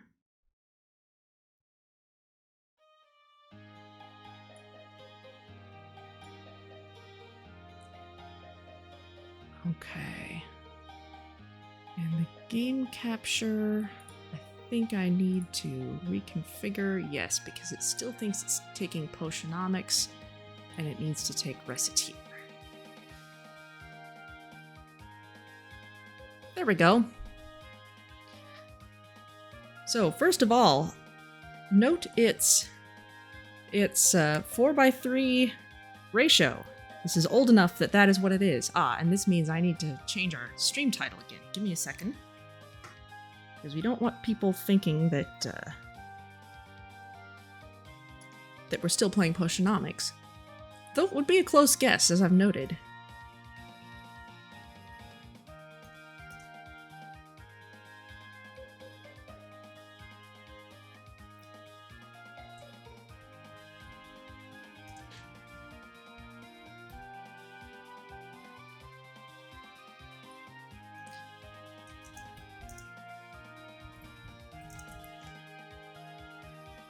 Okay, and the category needs to change.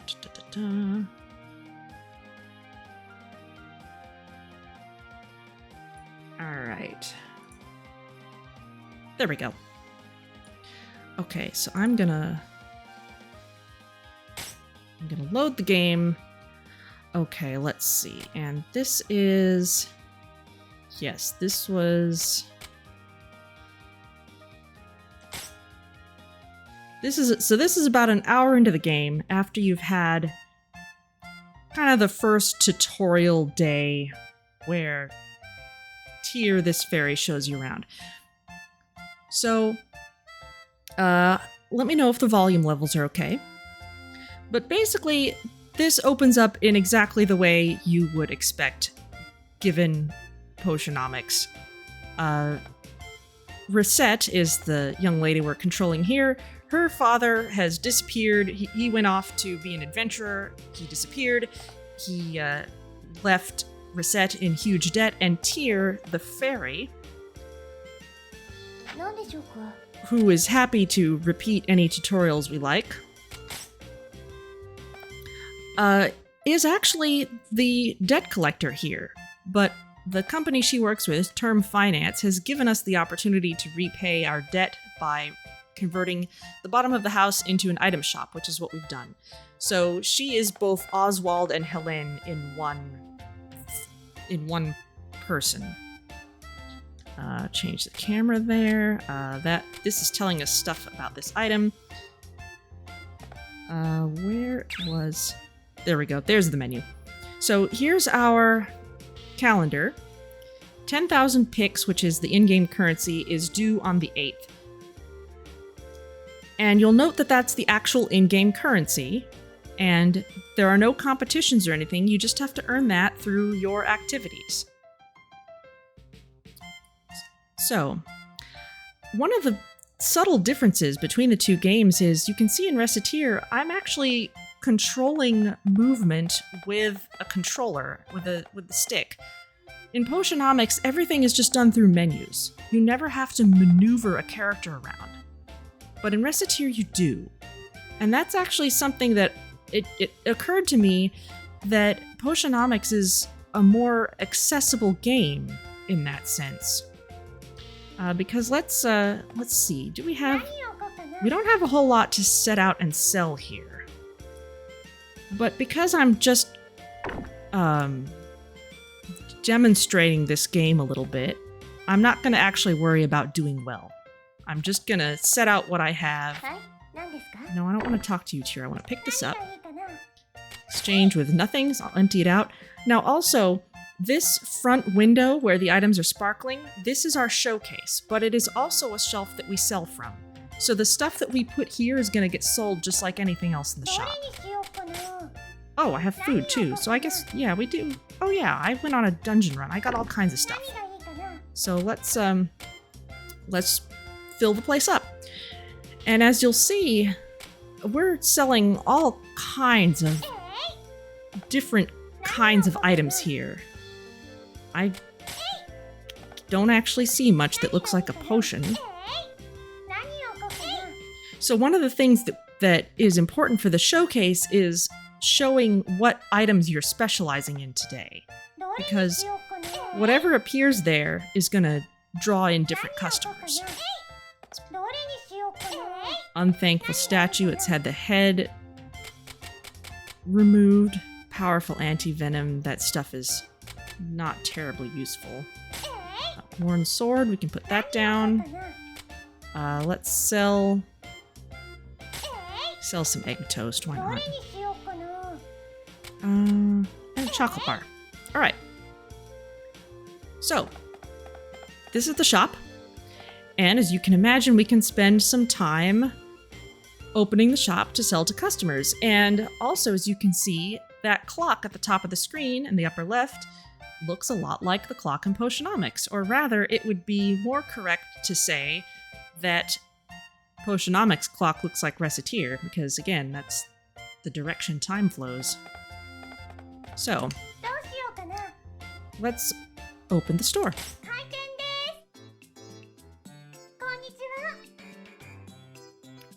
And as you can see, the art style is very simple, visual novel style. Hi there, what can I get you? Would you sell this to me, my girl? Ah, okay, it's a showcase item. That just means it's one of the things in the window. It's got a base price. And we are going to sell this to him for some price. Now, Tyr, at the beginning of the game, advocates for gouging people a bit, but it's actually a good idea to build your reputation with customers with lower prices, at least at first, because then they will come into the store with higher budgets.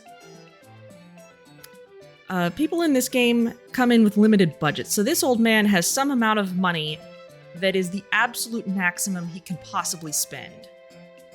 There's also the percentage markup that he's willing to accept for this item. So his budget will go higher if we build a relationship with him. And one of the ways we can do that is by offering a price that he immediately accepts that is not too high. So let's maybe go for, how about 106? Well, it's reasonable enough. Okay, we got some bonuses there. That goes into our merchant level at the bottom. Thank you so much. Lee, I sold focus staff for 320 picks. I'm not going to read that every time. And as with Potionomics, or again, remember the arrow of inspiration is pointing the other way. There are these certain archetypes of customer who come in that have different behaviors, and some of them are NPCs who are individuals who are important for other things. This'll do. Clothes. All right. Well, you were okay with 106 before, so let's... Oh, no. Slipped a bit there. All right, that's a good price. Thank you so much. Yay, I sold clothes for that much money. All right, stop reading. Oh, hi, welcome. Okay, this is the guild master. It's a little weird that he buys from us, because he's the person that we buy from when we want to buy stuff wholesale. That's a nice, expensive item. Would he be okay with 108? I'm not sure. Let's go with 105. We like him. Well, that seems fair enough. And we get a streak bonus for giving people good deals many times in a row, and that's really important if you want to level up quickly. Oh, it's the little girl. Miss Recette, please sell things at me. You can't charge her too much. She has a small pocket money budget. Let's go for small. Okay, she's really happy with that price. That's what that sound bit means.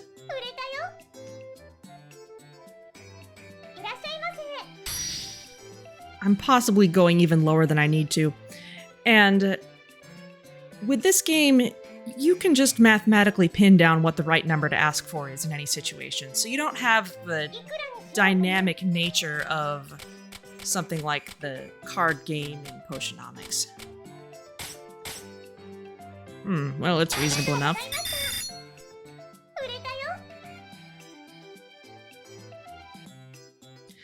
Okay, so that's what selling is like.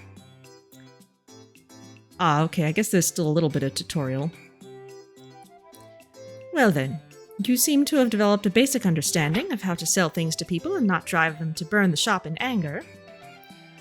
Oh yeah, when we reach new merchant levels, we unlock new things and then Tyr has to explain them to us. Yipperoni, easy as pie. Being a truly great store owner involves more than selling things, however. There are times when people will want to sell items to you as well. Really? I suspect we will begin to get such offers soon, because that's how stores work in an RPG. But I already buy stuff from the guild in the market. So why should I worry about buying stuff from the customers?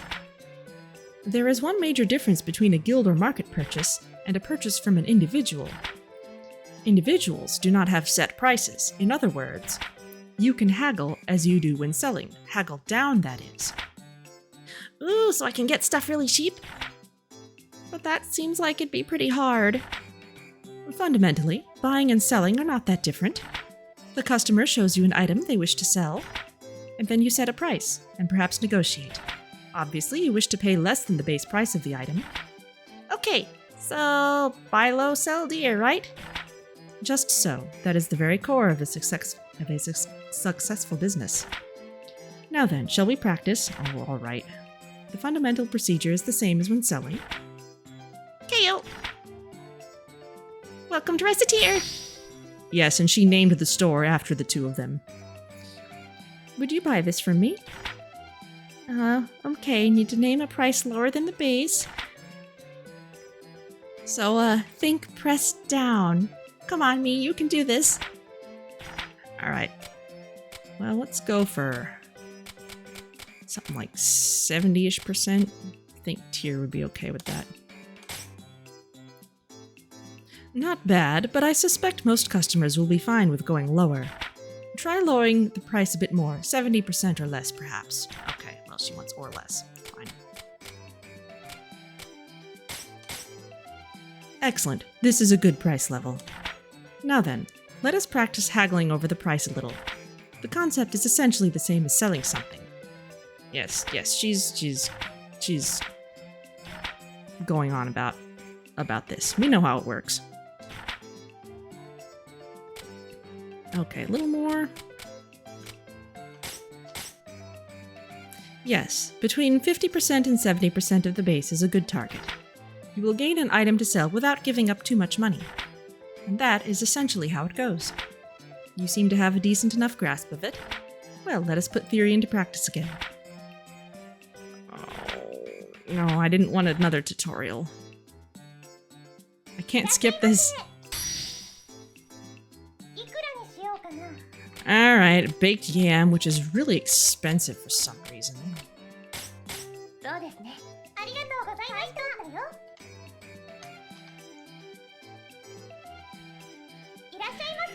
It maybe isn't too surprising, just because, I mean, when Recettear was new, this was kind of the first time anyone had done a game like this. This whole thing of you run the item shop was not something that was a thing where you could say, oh, this game is like this other game. It wasn't a thing yet. Very well, you are ready. If you ever wish to practice again, simply ask. Okay, great. Alright, well, we don't have to sit here and do more selling.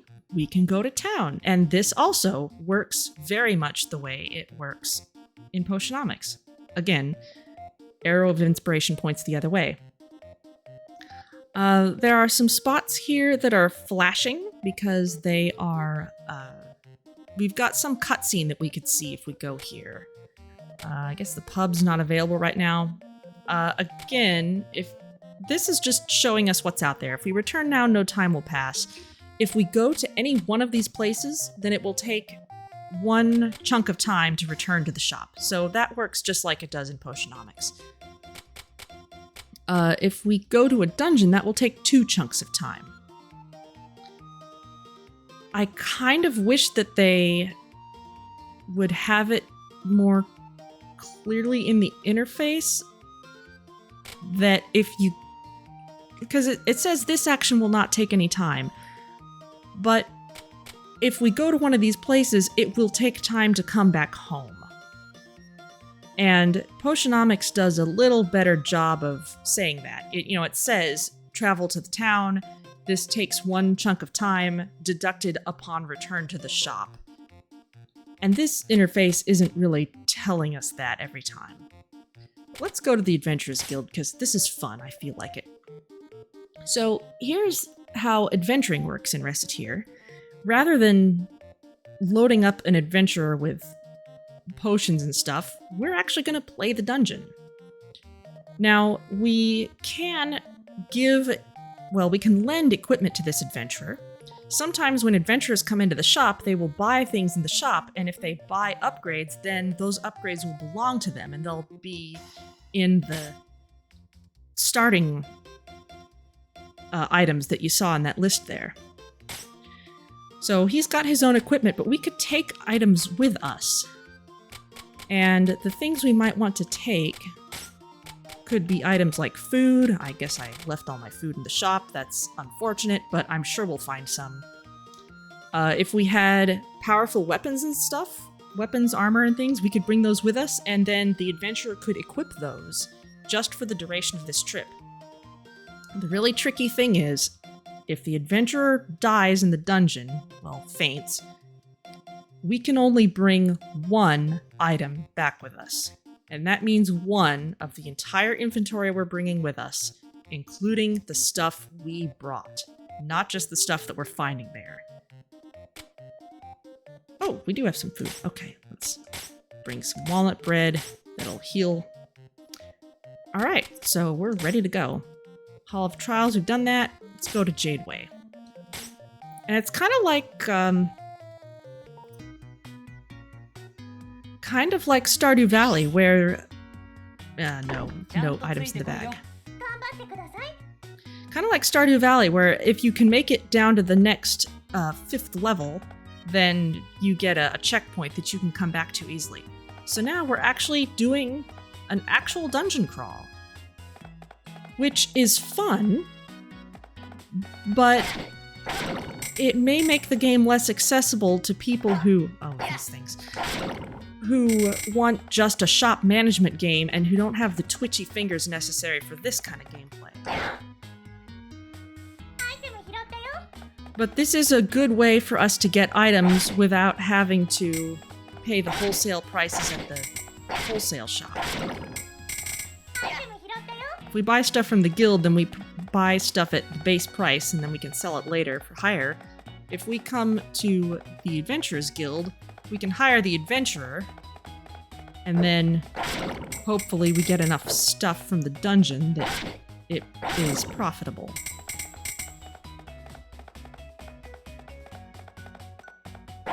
Oh, these things. Oh.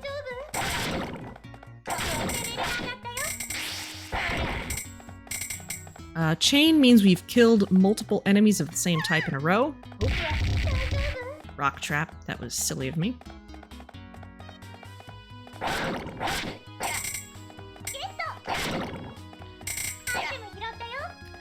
But yeah, kind of a... You can really see how Potionomics very much follows in Recettear's footsteps. But with the sensibilities of,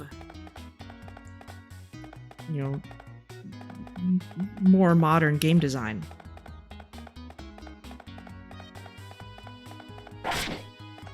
Yeah. Nope. What? Oh, it's this thing. Silly bee.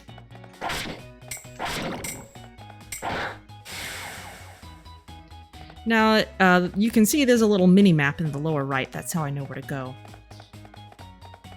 The stuff in the dungeon will respawn, and you can keep killing it for more drops.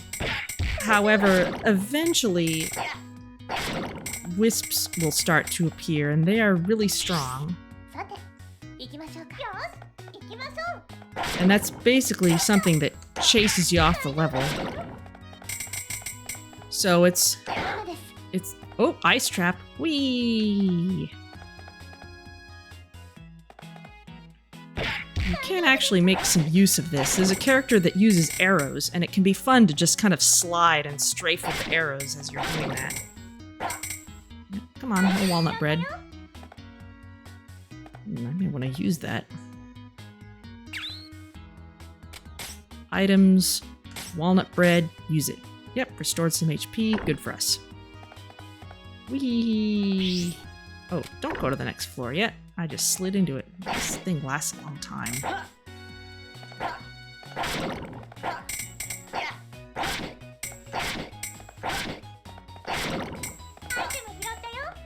More egg toast, good stuff.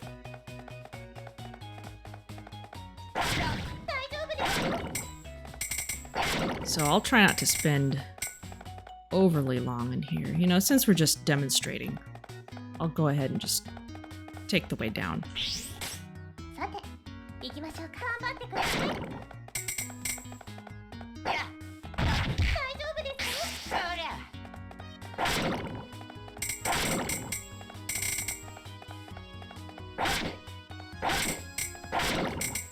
It tells you if you've attacked from the side or from the back. I don't know if that actually means anything. Oh, bomb.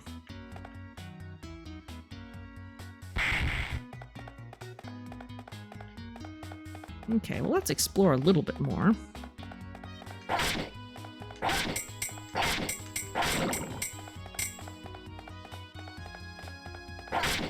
So there's kind of two plot lines in this game. There's the paying off the debt plot, but there's also some drama with what's going on in these dungeons.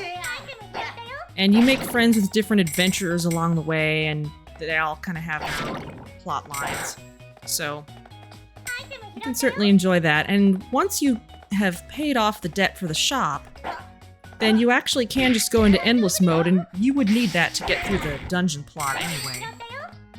And then you can focus on crafting items, because some of the stuff we're picking up here is not all that sellable in itself, but it can be used to craft special items, and some of them are really hard to make.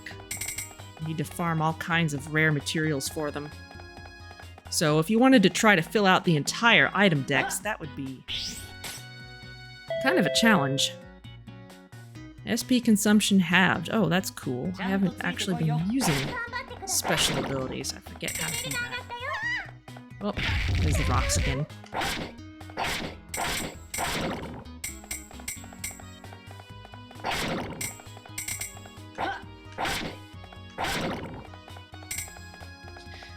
But yeah, you can see how if you wanted to manage a shop, but you weren't quite equipped for the twitchy fingers, you can still pay off the debt even if all you do is buying and selling, but the dungeons are fun.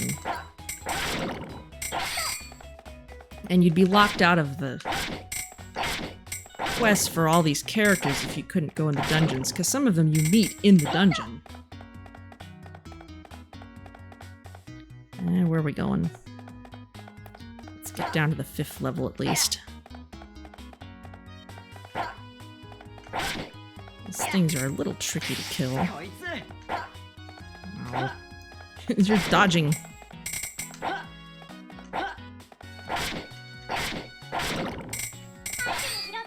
Furball! I seem to recall needing furballs to craft a lot of things. Ah, there's the door.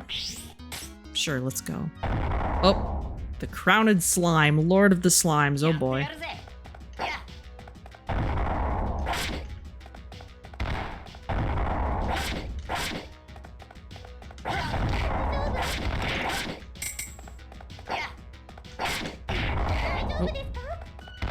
Are those little ones merging with him? What's going on here?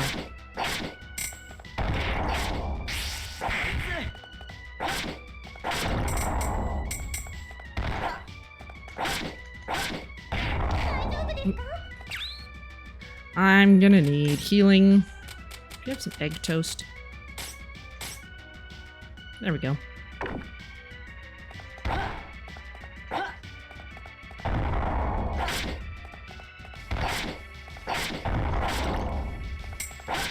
Yeah, he's getting smaller.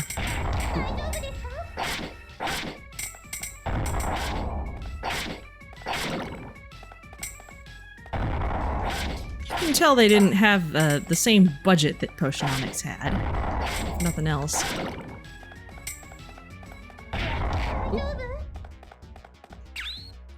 And I was actually looking at some of the articles from around when the game was first published. Or the same technology, yeah. But apparently Japanese indie games were pretty hard to get a hold of in the West until you could put them on Steam. So once Steam became a thing, that's what really helped Recettear to become popular in the West, and it was kind of part of a trend where you could get Japanese indie games that way when that was not really an option before. You had to download from some forum or get a CD-ROM or something.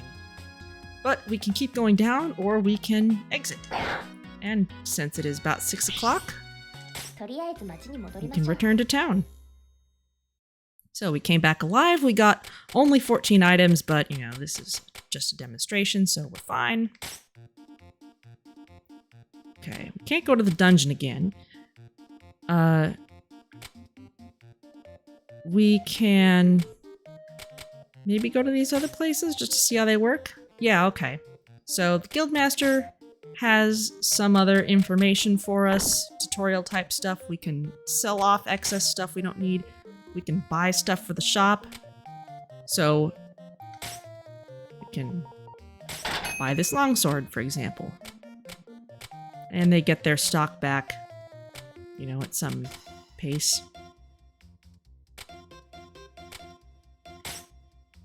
It's a little expensive. Couple of those. Okay, you've seen how that works. The market's closed right now, but that's where you can buy stuff like food. You can buy books there. There are some items that are at the Merchants Guild and some that are at the market, but it's the same thing. That's where you buy stuff wholesale. The town square, this is just a place for cutscenes. It looks like nobody's here. Yep, nothing to do there right now. There's the pub, also a place for cutscenes. It looks like nobody's here. Yeah, nothing right now.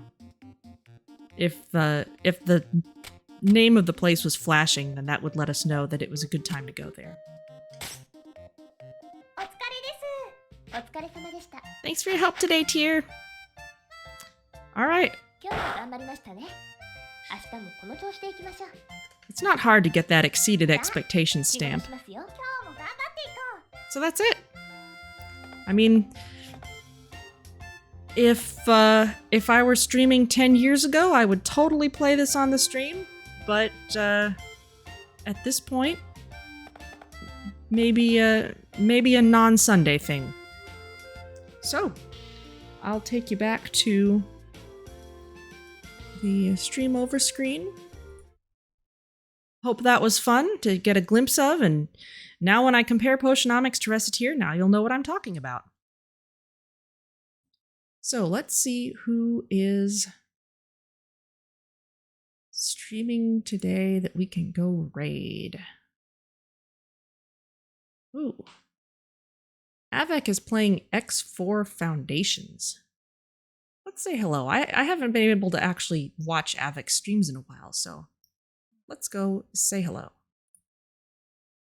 And so next Sunday, we'll be back with something completely different. And as always, thank you so much for joining me, and I'll see you then.